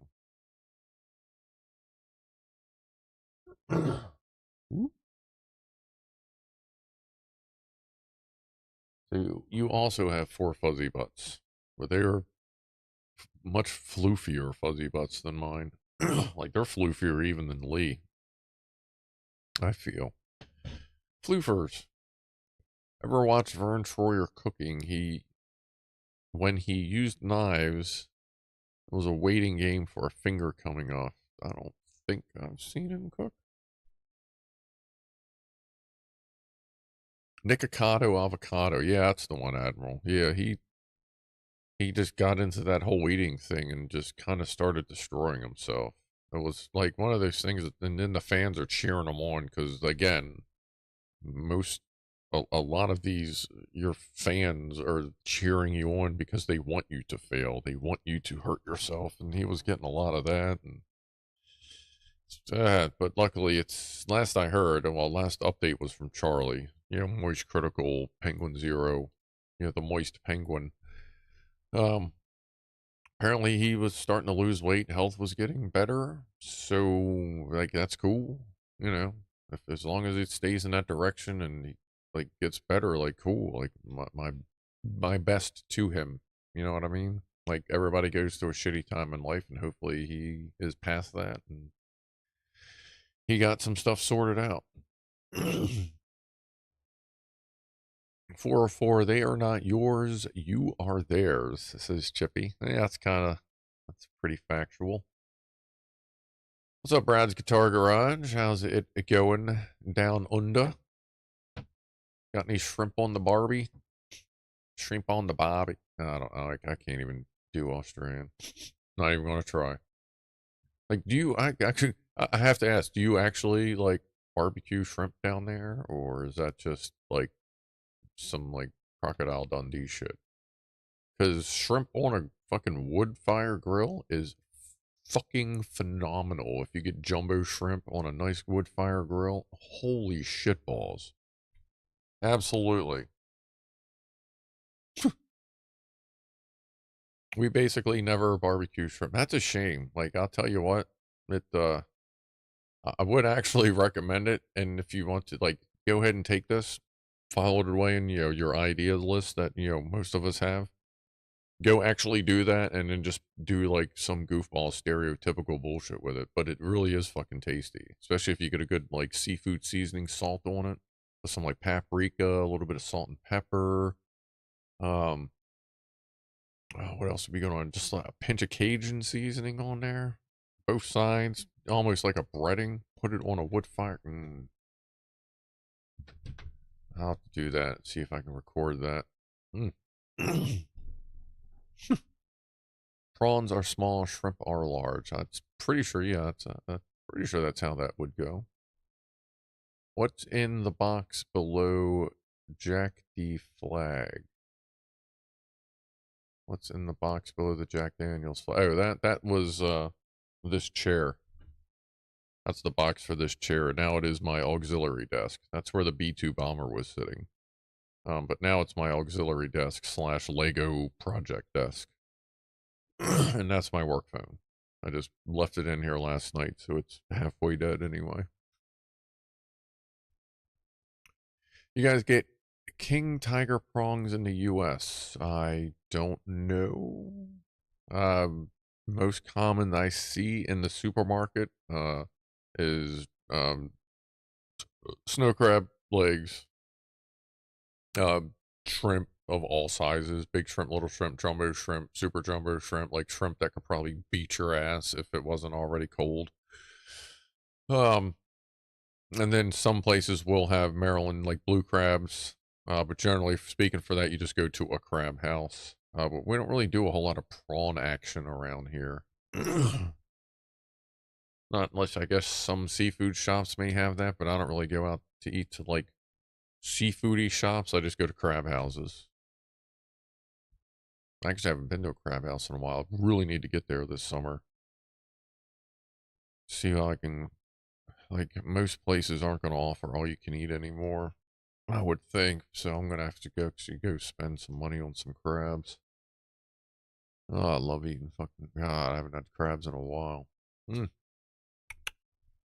mean, like, we have crab. Everything in Maryland is crab. We all have crabs. That's fine. We have combs too. No. Like everything is crab in Maryland. Like I've said before, I've gone to other states where they sold Maryland style crab cakes. Like I had a bomb ass crab cake last night that I got from Super Subs. Fucking love their crab cakes. You know you have a good crab cake when you have no idea how all the crab meat is sticking together because it's not just a bunch of fucking breading with like wisps of crab in it. Like that is when you get Maryland style and it's kind of like mostly breading, like just shit and then like wisps of crab. No, that is not Maryland style. That's a fucking lie. Like that's a bold face, go fuck yourself kind of lie. A Maryland crab cake has such little breading on it that you don't even know how the fuck it's staying together. You're just thankful it is enough for you to put the fork through it and then it just starts to fall apart. That's a fucking Maryland crab cake. When the when the jumbo lump pieces of crab are big enough that them by themselves are a forkful, just one chunk, that is a Maryland crab cake. If there are wisps of crab meat in there, it's not a crab cake. It's bullshit. And I've gone to so many places out of state and gotten their Maryland style crab cake for free because I've gotten into it and I've called them over and been like, there's no way. And they're like, oh, absolutely. This is one of our finest recipes. And I will pull my license out and go, no, it is not. And they go, oh, they realize that they got fucking caught in a lie. And I still haven't found a place outside of Maryland that makes a really good, proper Maryland style crab cake. Just all lies. All lies. Sorry, that's kind of shit pisses me off. Yeah. I don't even own a gas grill anymore, says Brad's Chocolate. Yeah, I've never owned a gas grill. Szechuan pepper and chili salt on butterflied prawns over charcoal. Oh yeah, there you go, Brad. That's fucking right there. I've had some Szechuan pepper and like a chili salt kind of thing. A couple of like that before. That's pretty good. Pretty much everything non-pastry is better cooked on a wood fire. I've cooked hold on there, redneck atheist. I've actually cooked Pop-Tarts over a fucking campfire. Pretty fucking good, especially because like I've eaten them just as Pop-Tarts and like it is really good over a campfire. I know that's kind of loose for pastry, but I've also made s'mores out of Pop-Tarts. Oh, baby, that's nice. Whoa, what's up, Brad? Appreciate that. Brad, you're not even a goofball. What are you doing? Well, thank you. Gifting 10 goofball memberships.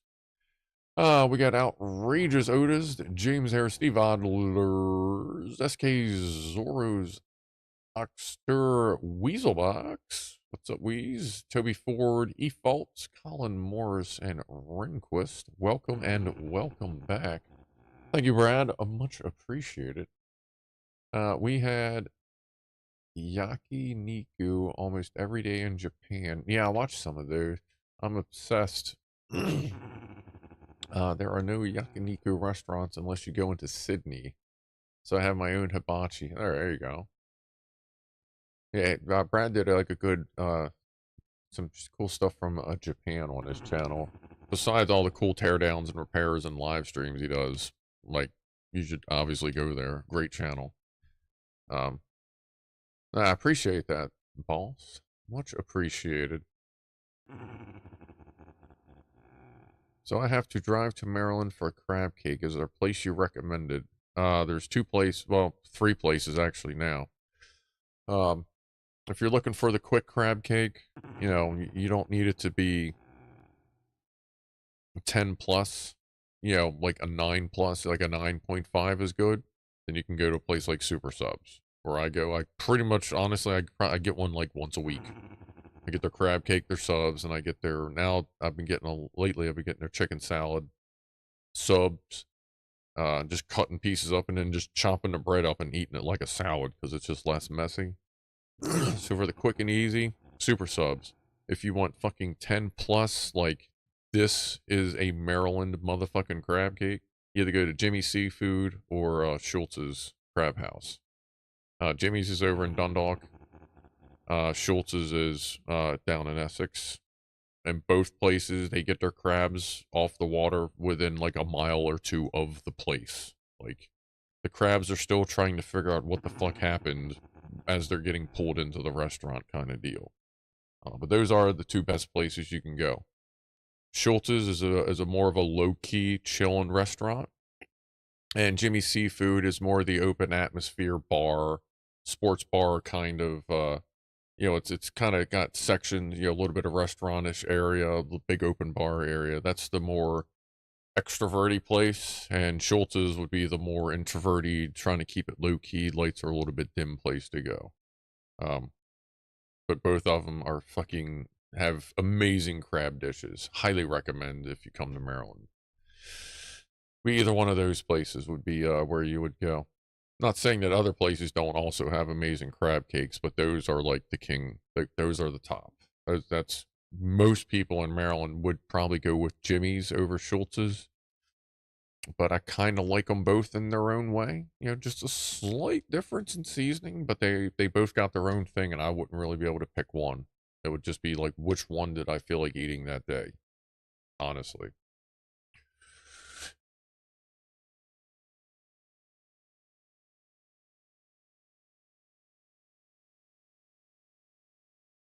Let's, oh, she dropped the remote on the emergency button. Oh, okay, she's alright.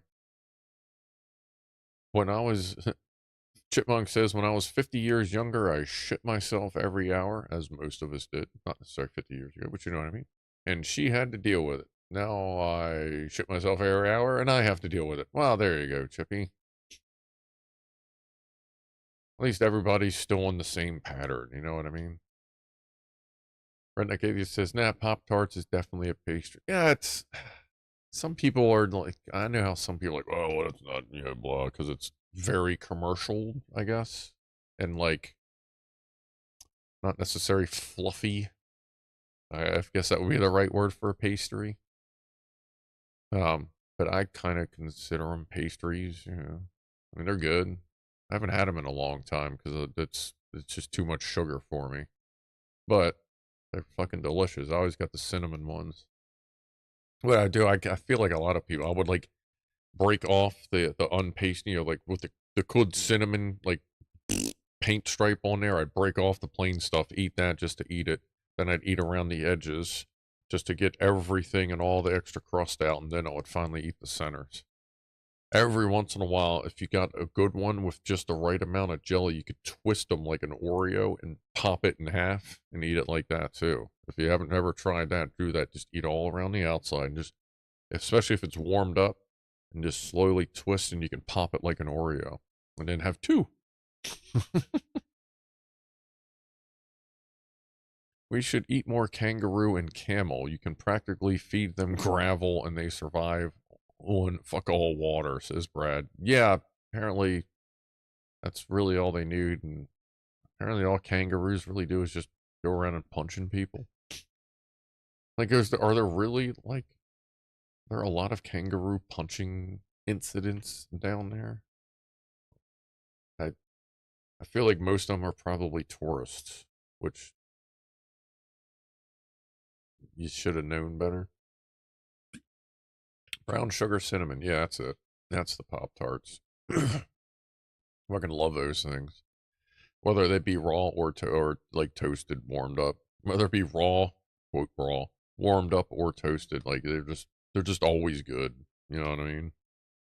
What do we got here? Oh, Nothing But Skills is live on Gray Zone. Actually, Nothing But Skills. He does a lot of your big open world military sim-ish games. He's a streamer. He was the first person I actually joined as a membership, and that was just like a few weeks ago. I'm like, well, I never actually done this. Let's see how this works. So I've gifted a couple memberships. Told him, like, yeah, I have very gifting members, so I don't mind sharing the wealth. So I've gifted some memberships for him. He just opened up membership. He went from like nothing to like 160 something in just a few weeks. So that was cool. Like, he's a professional, gaming streamer. So he's a good guy too. Like, he likes to read all the chat. Like, he's better at reading chat than I am when it comes to gaming stuff. But he's a good streamer. Nothing but skills. If you watch game stuff, like, I would check him out. Renegade says, I figured out that Pop-Tart trick when I was a kid and still do it. Like the whole popping it. Yeah. Yeah. Round the outside, yes. I like Great Value better than actual Pop-Tarts. Some of the generic ones are a little bit better because the jelly, the inside stuff is just a different recipe. Sometimes the pastry's a little different. Like, Pop-Tarts are like a more compressed pastry, I guess, where I know some of the quote, off-brand ones are more poofy pastry, closer to a, what was the poofy version of like the frozen Pop-Tarts? There was like a poofy version a toaster strudel. Like, some of them can be in a Pop-Tart bag, but closer to a toaster strudel poofy thing as opposed to a harder Pop-Tart. That was a lot of words just to explain that. My apologies. Sheesh. I like Great Value better than actual, yeah. And you gotta watch that too, because a lot of the Walmart stuff there, C2S, is actually just name brand stuff. So it may be a different name brand version of a Pop-Tart. Brad says a big red roux could end you rather quickly. It's the legs and claws that fuck you up, and they'll rip your stomach open. Yeah, I've heard that. I've heard that too about the kicking thing. Then you got the silly Yanks that, oh, we're gonna go take a picture with a kangaroo. Yeah, it'll be something. This is like Great Value pepper, like, is literally on the same line and the same literal container of pepper as McCormick's pepper. Like, it's just the same fucking thing. That's why, like, now when I buy pepper, I'm like, I'm just buying the Walmart brand, because, like, it's literally the exact same shit.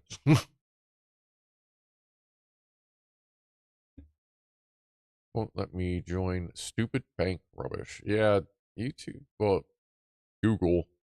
They're, like, apparently, like, last night somehow I created a virtual credit card with Google when I dropped a super chat on Nothing But Skills channel.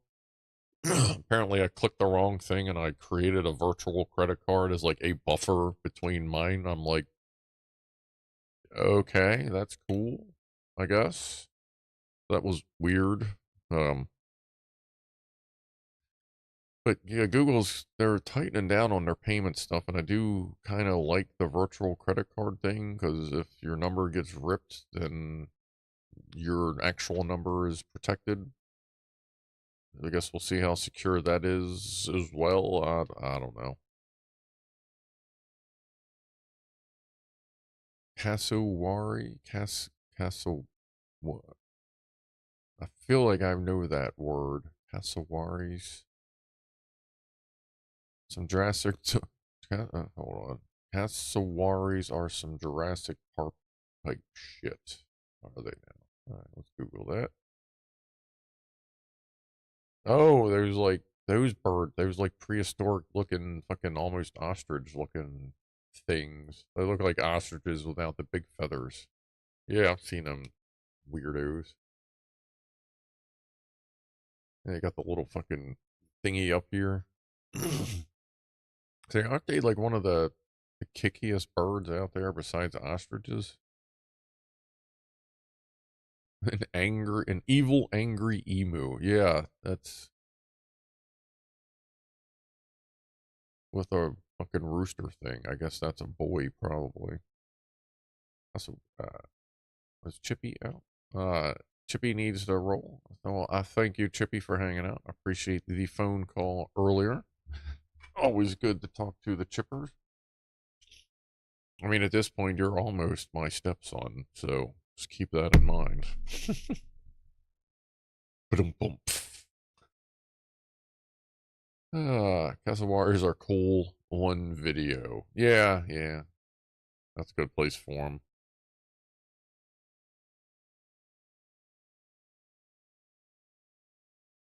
Redneck Atheist, I just grind peppercorns. Makes the normal pre-ground seem stale, in my opinion. Yeah, actually, most of mine are peppercorns, but I get the great value peppercorns because I know where they come from, because I've seen those get packaged too. That's the same thing as McCormick's.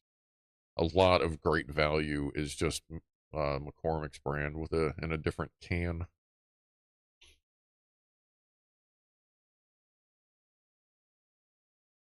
But yeah, I do a fresh ground. That is, in my opinion, I agree with the fresh ground it's just more flavorful. It's got a better bite to it.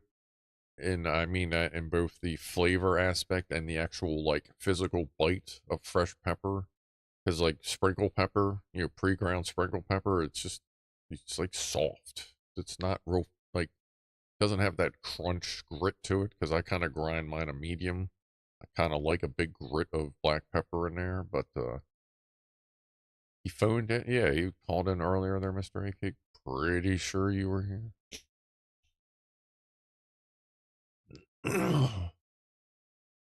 TJ acquired a 24-inch CRT TV for my sister last weekend. Been playing some Duck Hunt on original equipment. Nice. And I got a CRT upstairs that still works. I got a Sony CRT upstairs that still works last time I knew.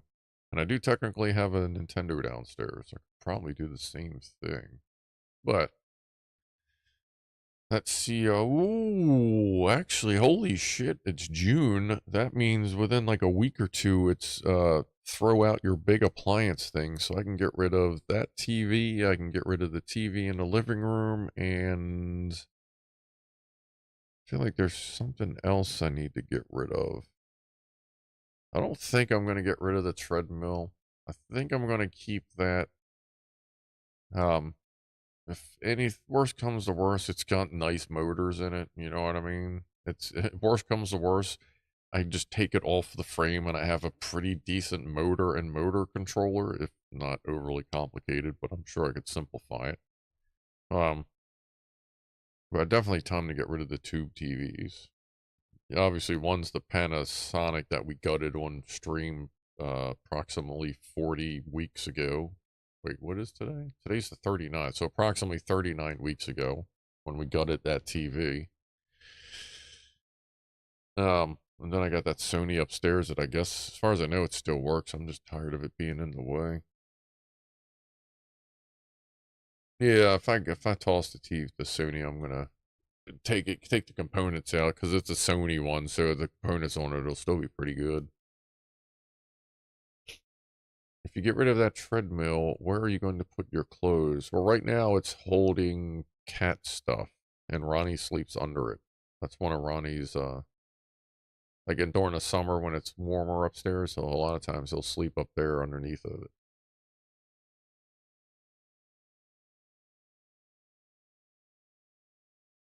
Mr. A Cake isn't here. Okay.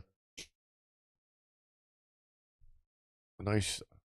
That Sparky, I like nice chunky pepper flakes when I do a steak. Oh, absolutely. Well, I'll put Montreal steak seasoning on there, and then I'll usually put fresh ground on top of it too. Because even though the pepper chunks in Montreal steak seasoning are generally a little bit larger than your regular sprinkle shit, it's still not fresh. So I'll still put some fresh pepper on there. Some company was supposed to bring back light gun games. Is there still laser tag at East Point Mall? They used to have a whole course in there. I went in there really long time ago.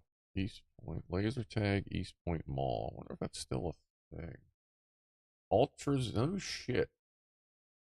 No, wait a minute. No. Ultrazone laser tag, East Point Mall. Monday through Thursday, Friday night, Saturday night, Sunday all day. They are still open. No shit. So there is still laser tag in Baltimore. It's been, I can tell you what, that thing's been there for at least 20 years. 12 bucks for a single game, 25 bucks for 3 games. Power play all night wristband, I guess depending on the night, 23 bucks. Private party rooms, private hosting. You get 2 slices of pizza per guest. Birthday packages, arcade play, all kinds of shit going on there. Wow, they are still open. That is amazing. Yeah. So yeah, if you want to play laser tag, just go to East Point Mall. It's still there. Anyone know how, or anyone know if the install for the retro gem is the same as the PS1 digital? I do not know. I went down there. Whoa, I remember who I was dating when I went down there. Holy shit. So I was 21. So that was, how old am I? 47? Jesus. So that was there 26 years ago, and it had been there 26 years ago. So that place is probably like 30 years and it's still there. That's pretty neat. Huh. How can I get Doom for my PC? There's a lot of ways to do that. The easy way would be Steam. The other way would just be look around and you can get like various emulators, or I could, like, if it were me, I could go in the other room and grab the original pressing from 1993 CD and install it. Like, I don't know that it would actually well, first I need a DVD drive. I wonder if that would even attempt to install. Like, that's fucking like Windows 3.11 days. I almost want to try it. Plug it into that fucking, I'd have to get a SATA. I don't know, maybe I'll look into that. That would be interesting, just to see if it actually would even try to install. Especially since I actually already have it installed on every computer I own anyway. Windows 95 had Doom on DOS. Yeah, I had that version too. I have I have the original Doom CD and the Ultimate Doom CD, which was a later release with a 4th chapter or 4th episode on it. I think you need DOSBox emulator on modern Windows, probably. I just wonder if the computer would choke. Actually, at this, well, no, this hardware still supports 32-bit. If this were, I don't think, does 14th gen shit still support 32-bit? For some reason, I'm feeling like did just drop support for that, or getting ready to? I bought the Quake CD-ROM for $2 just to get the 9 Inch Nails soundtrack. Great music for thinking. I fucking listen to the Quake soundtrack all the time there, Brad. It is absolutely a great soundtrack for some days. Trent Reznor is an artistic genius as far as I'm concerned.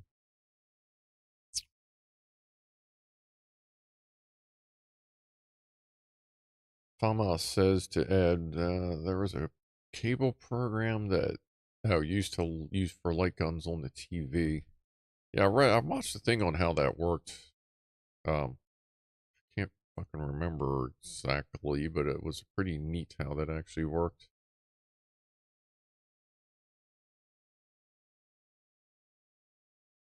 I used to play the shit out of Quake when it was out, especially when with Trent Reznor doing the soundtrack for it.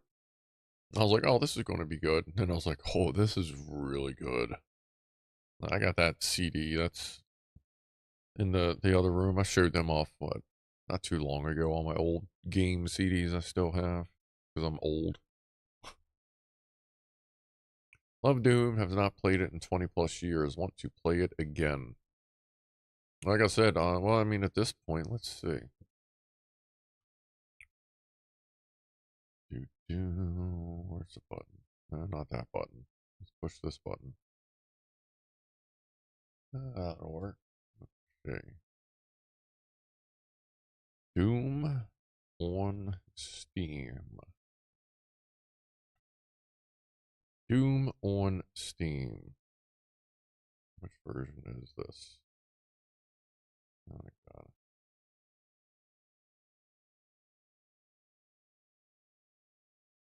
This is, oh, that's Doom 2016. Doom. Doom 93, like right now it's $4.99.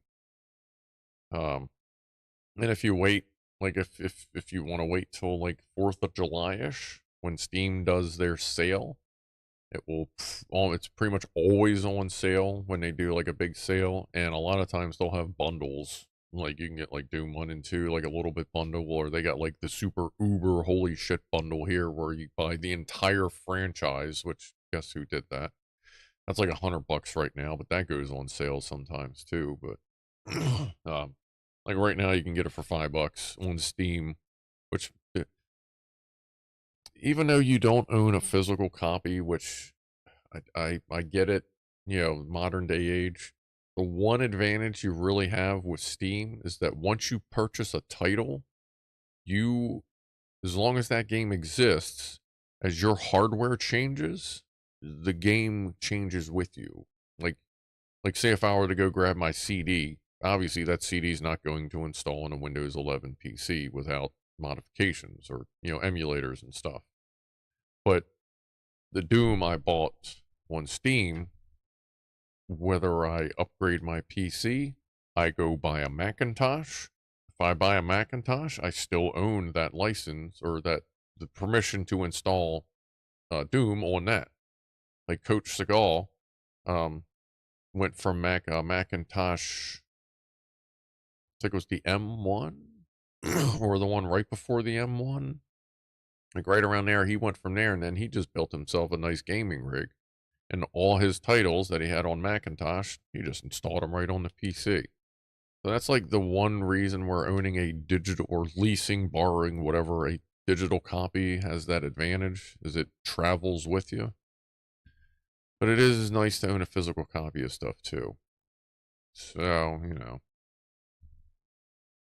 Ed says, new games are too stressful, too many options, buttons, submenus, and shit to remember. Yeah, they can be, I don't know, I just kind of go with it. It works with me.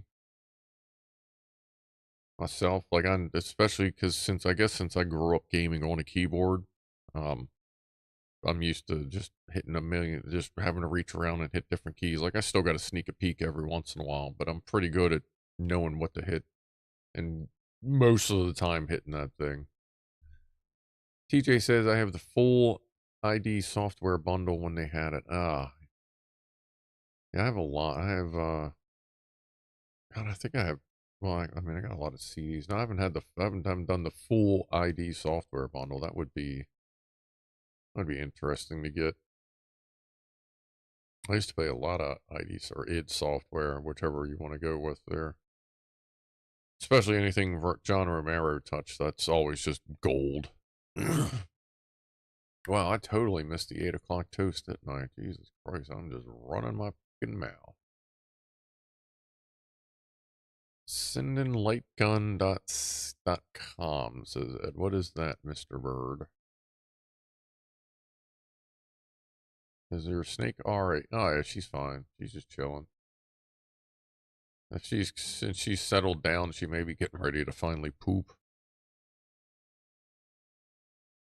Scruff, can you ask your Amazon device what drugs are the best? Mine suggest marijuana, coke, and heroin. Alright. Alexa, what drugs are best? Sorry, I don't know that. Alright.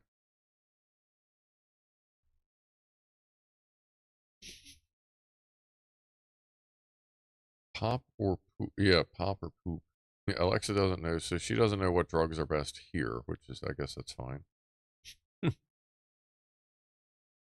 Wasn't Doom legit free for a while? Yeah, the shareware version of Doom was out, which was the first, was it the first episode? First of 3 episodes, that was the shareware version. That was when they distributed that in magazines back when you got CDs and magazines, and that's how like shareware was distributed. But yeah, that floated around for a long time. And then they came out with Ultimate Doom with the 4th episode. Like, I've gone through both Doom 1 and Doom 2 in Nightmare no kill. I've done Doom 1, 2, or 3, twice. And I did Doom 2 twice. No, I did Doom 1 3 times. I've gone through on Nightmare mode, no kill, or no death. And Doom 2 I've done twice on Nightmare mode and not died. That's fun. That's a fun challenge. But that was fucking 25 years ago. I might be able to do it now if I started playing it a whole lot, but then I wouldn't be able to play other games. Arcade games had 1 joystick and 2 buttons, says Delta Mike. Oh, yeah. I love me some classic arcade games as well. It is nice when you can, when a game is entertaining and that's literally it, a joystick and like 2 or 3 buttons. You can make plenty of entertaining games that are that simple. But I guess for some of us, having extremely complicated games is fun too. Yeah, I did that Doom stream. That was for the 30th anniversary. We did what? Doom 1, Doom 2, Doom 3, Doom 2016, and then Doom Eternal. And there's rumors now that a new Doom may be getting announced as soon as like a week or 2 or something.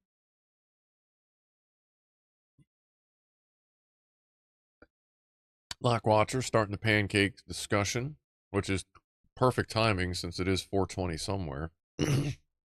God, I may actually make some chocolate chip pancakes tomorrow. That would be nice. I haven't made those in a while. I'll just put butter on them. I don't put syrup on them like that. That much sugar on pancakes. I'd probably just die. Like that's way too much. But a whole bunch of extra butter is just fine. Mr. Ake says Doom 3 is annoying. Doom 3 was... They tried. It was fine once you installed like the duct tape mod so you could actually turn a flashlight on. Yeah, you're an advanced tactical marine that doesn't know how to fucking attach a flashlight to his service rifle. Give me a fucking break. So once you got the duct tape mod, that helped. And then there was other mods that actually help you move a little quicker so it didn't seem like you were just like dragging a fucking 50-pound weight off your ball sack while you're trying to move through there. So it was alright once it was tweaked, but Penelope Meow. I love pancakes with just butter. Absolutely. Like, it's almost like a butter sandwich. Like, I'll do 2 big pancakes and just put a shitload of butter in the middle, then put some on top and just eat it like a fucking sandwich sometimes. And now I feel like making some fucking pancakes. Damn.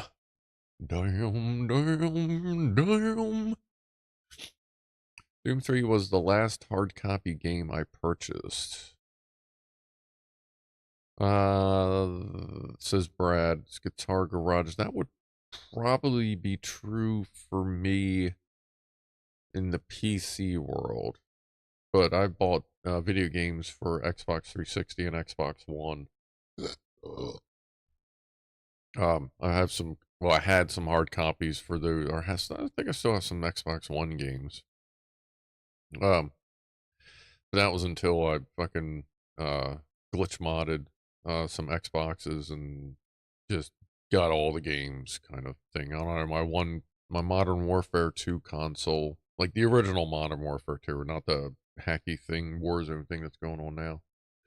But my Modern Warfare 2 console has like 450 original Xbox 360 games on it, plus emulators at the wazoo and blah, blah, blah. I've always dual games there, Brad. Well, most of the time I've dual gamed. I haven't actually turned the Xbox on in years, besides just to see if it works. I'm back to, my heart has always been in PC gaming, just because it's easier to do things. You have ultimate control of your head movement or your steering because you're not relying on a joystick. You can flick the mouse, you can do it slow. It's just a lot easier.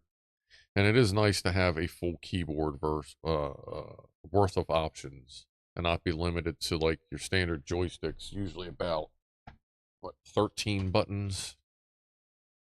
Which, wow, only 13 fucking buttons. But let's see, we got 1, 2, 3, 4, 5, because that's a click.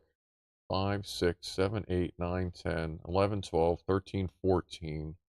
Then you got start, home, select. Those don't really count. 2 sticks. And then some controls have buttons down here that you can hit. So I guess that, yeah, some of, like that one I got, that old ass joystick I have, has buttons on each finger. So, like, you have all these fucking buttons, and each thumb has extra stuff. It's almost a keyboard with 2 joysticks, like, in a controller thing. It was wild. Ed says console for flying or driving. Everything else is PC. See, well, as far as driving goes, it's whatever I can plug a wheel into.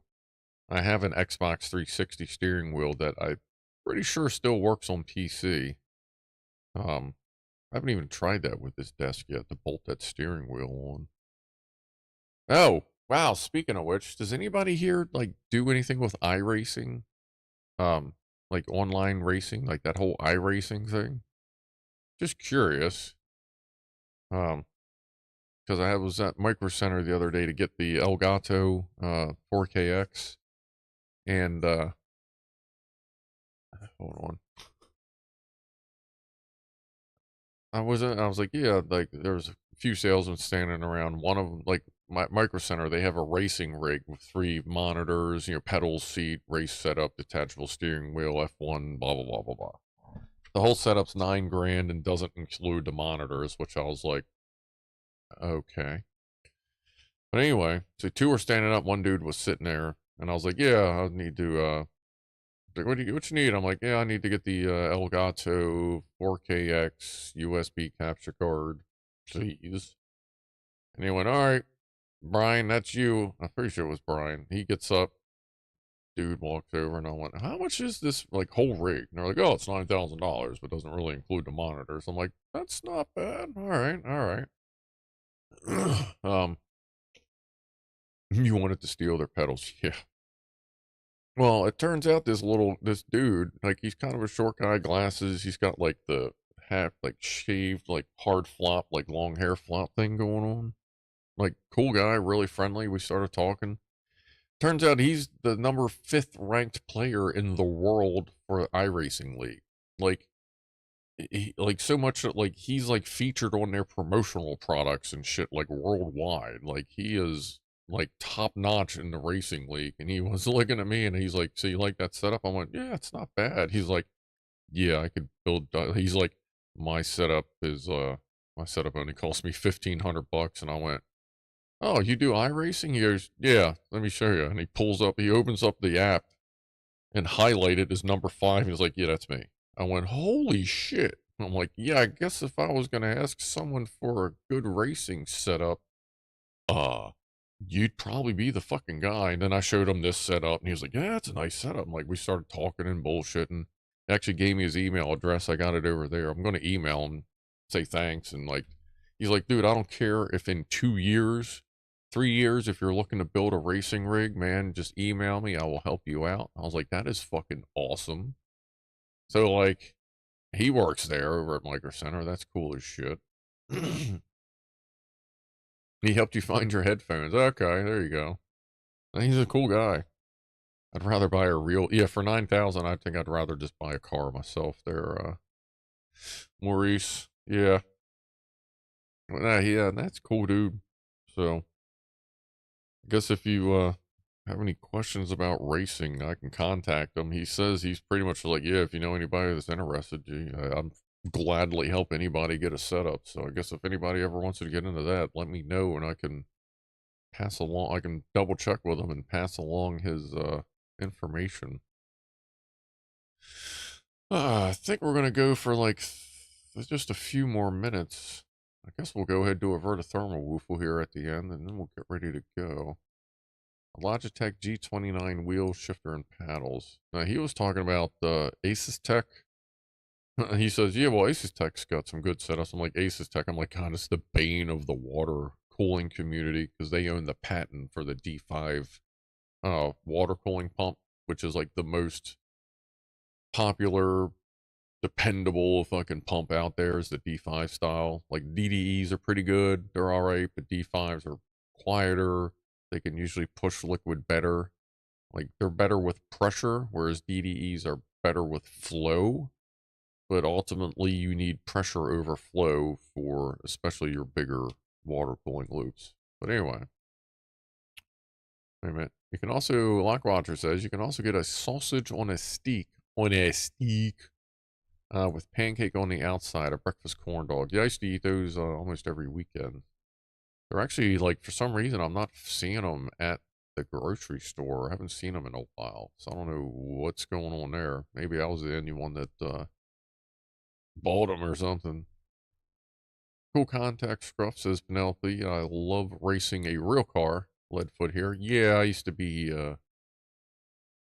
I had a street legal race car. Ooh, wow, sorry about that. That I used to drive around like a fucking asshole back in the day. Those were interesting times, as it were. Do I need to maybe I need to rotate this one more time. No, because I'm moving right there a lot. Okay, we'll just do what we got. Admiral says, wouldn't any good quality, high volume, high pressure cooling pump work for CPU cooling? You don't really need like a shitload of flow. Like people seem to like. Well, I guess a misconception would be if the water's just zinging through there that it's going to get more heat. But the problem is there's that whole you got to find the balance because while if it goes too fast, not only like you're still going to pick up heat from your heat block, but then it's going to go so fast through the radiator, it's not going to be able to dissipate the heat efficiently enough.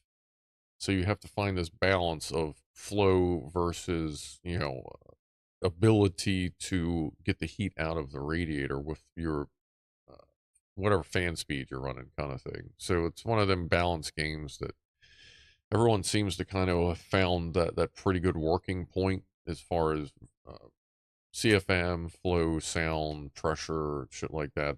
Everybody's kind of around the same-ish area as far as like custom water cooling loops go. So it would help. I mean, it wouldn't hurt, but if it was too fast, then that might turn into a thing, I guess.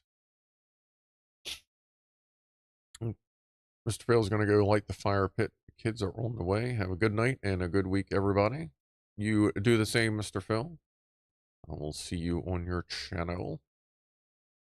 Have a good evening. Yeah, I guess we're going to get ready to do a VertoThermoWhoofle here. And then I'm going to go get, figure out what I'm going to eat for dinner.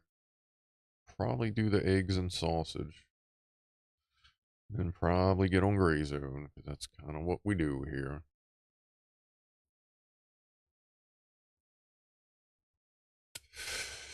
Alright. Let's do another set of VertoThermoWhoofles and move on our happy ass merry way. Brad's gonna go shoot some video. Have yourself a good upside down weekend. Let us know how the future goes. We would appreciate it. Since you're the first one to know, I guess. Haha. Anyway. Alright. VertoThermoWhoofle. Let's wake up the stream deck. Hey, buddy. Flip it on over. Hopefully that's a little more stable. Grab the fire stick. Fire good. Ooh, add some more juice. I'm gonna have to clean it out. It's got a bunch of soap that's kind of dried in the bottom.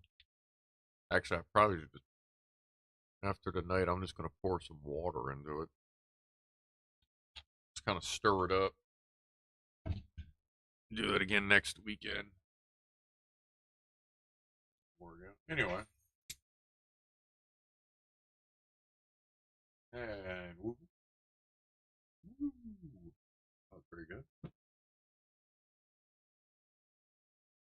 And number 2.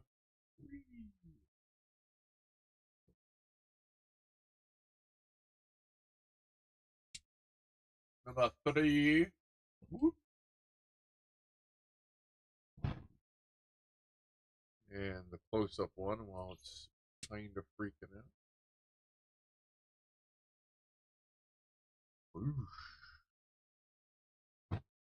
The scaling on it has no idea what to do.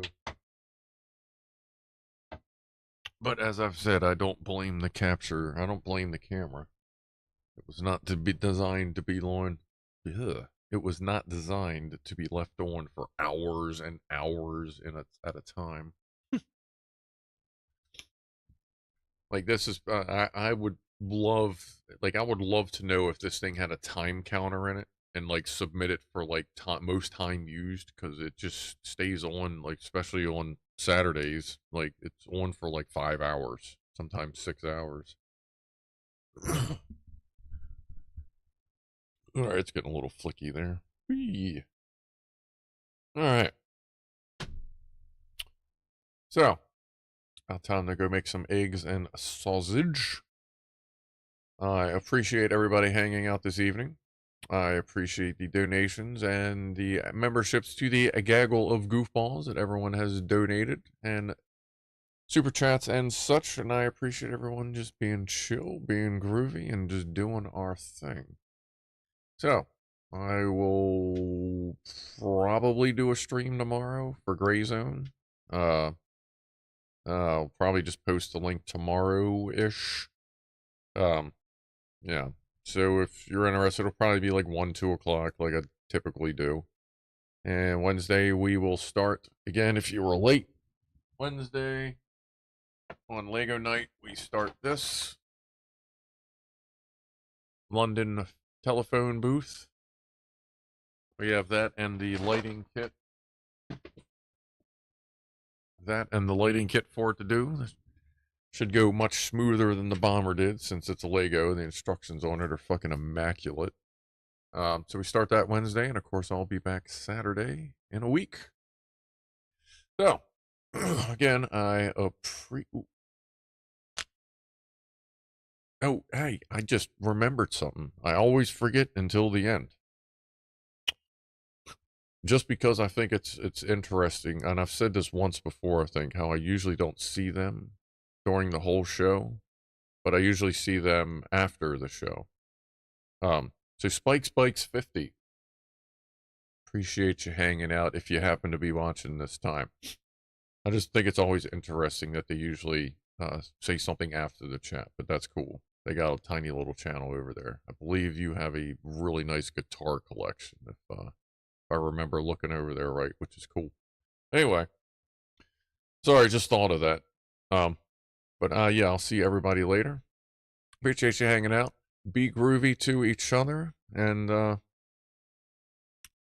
a good weekend. So I am out of here in 5, 4, 3, 2, 1.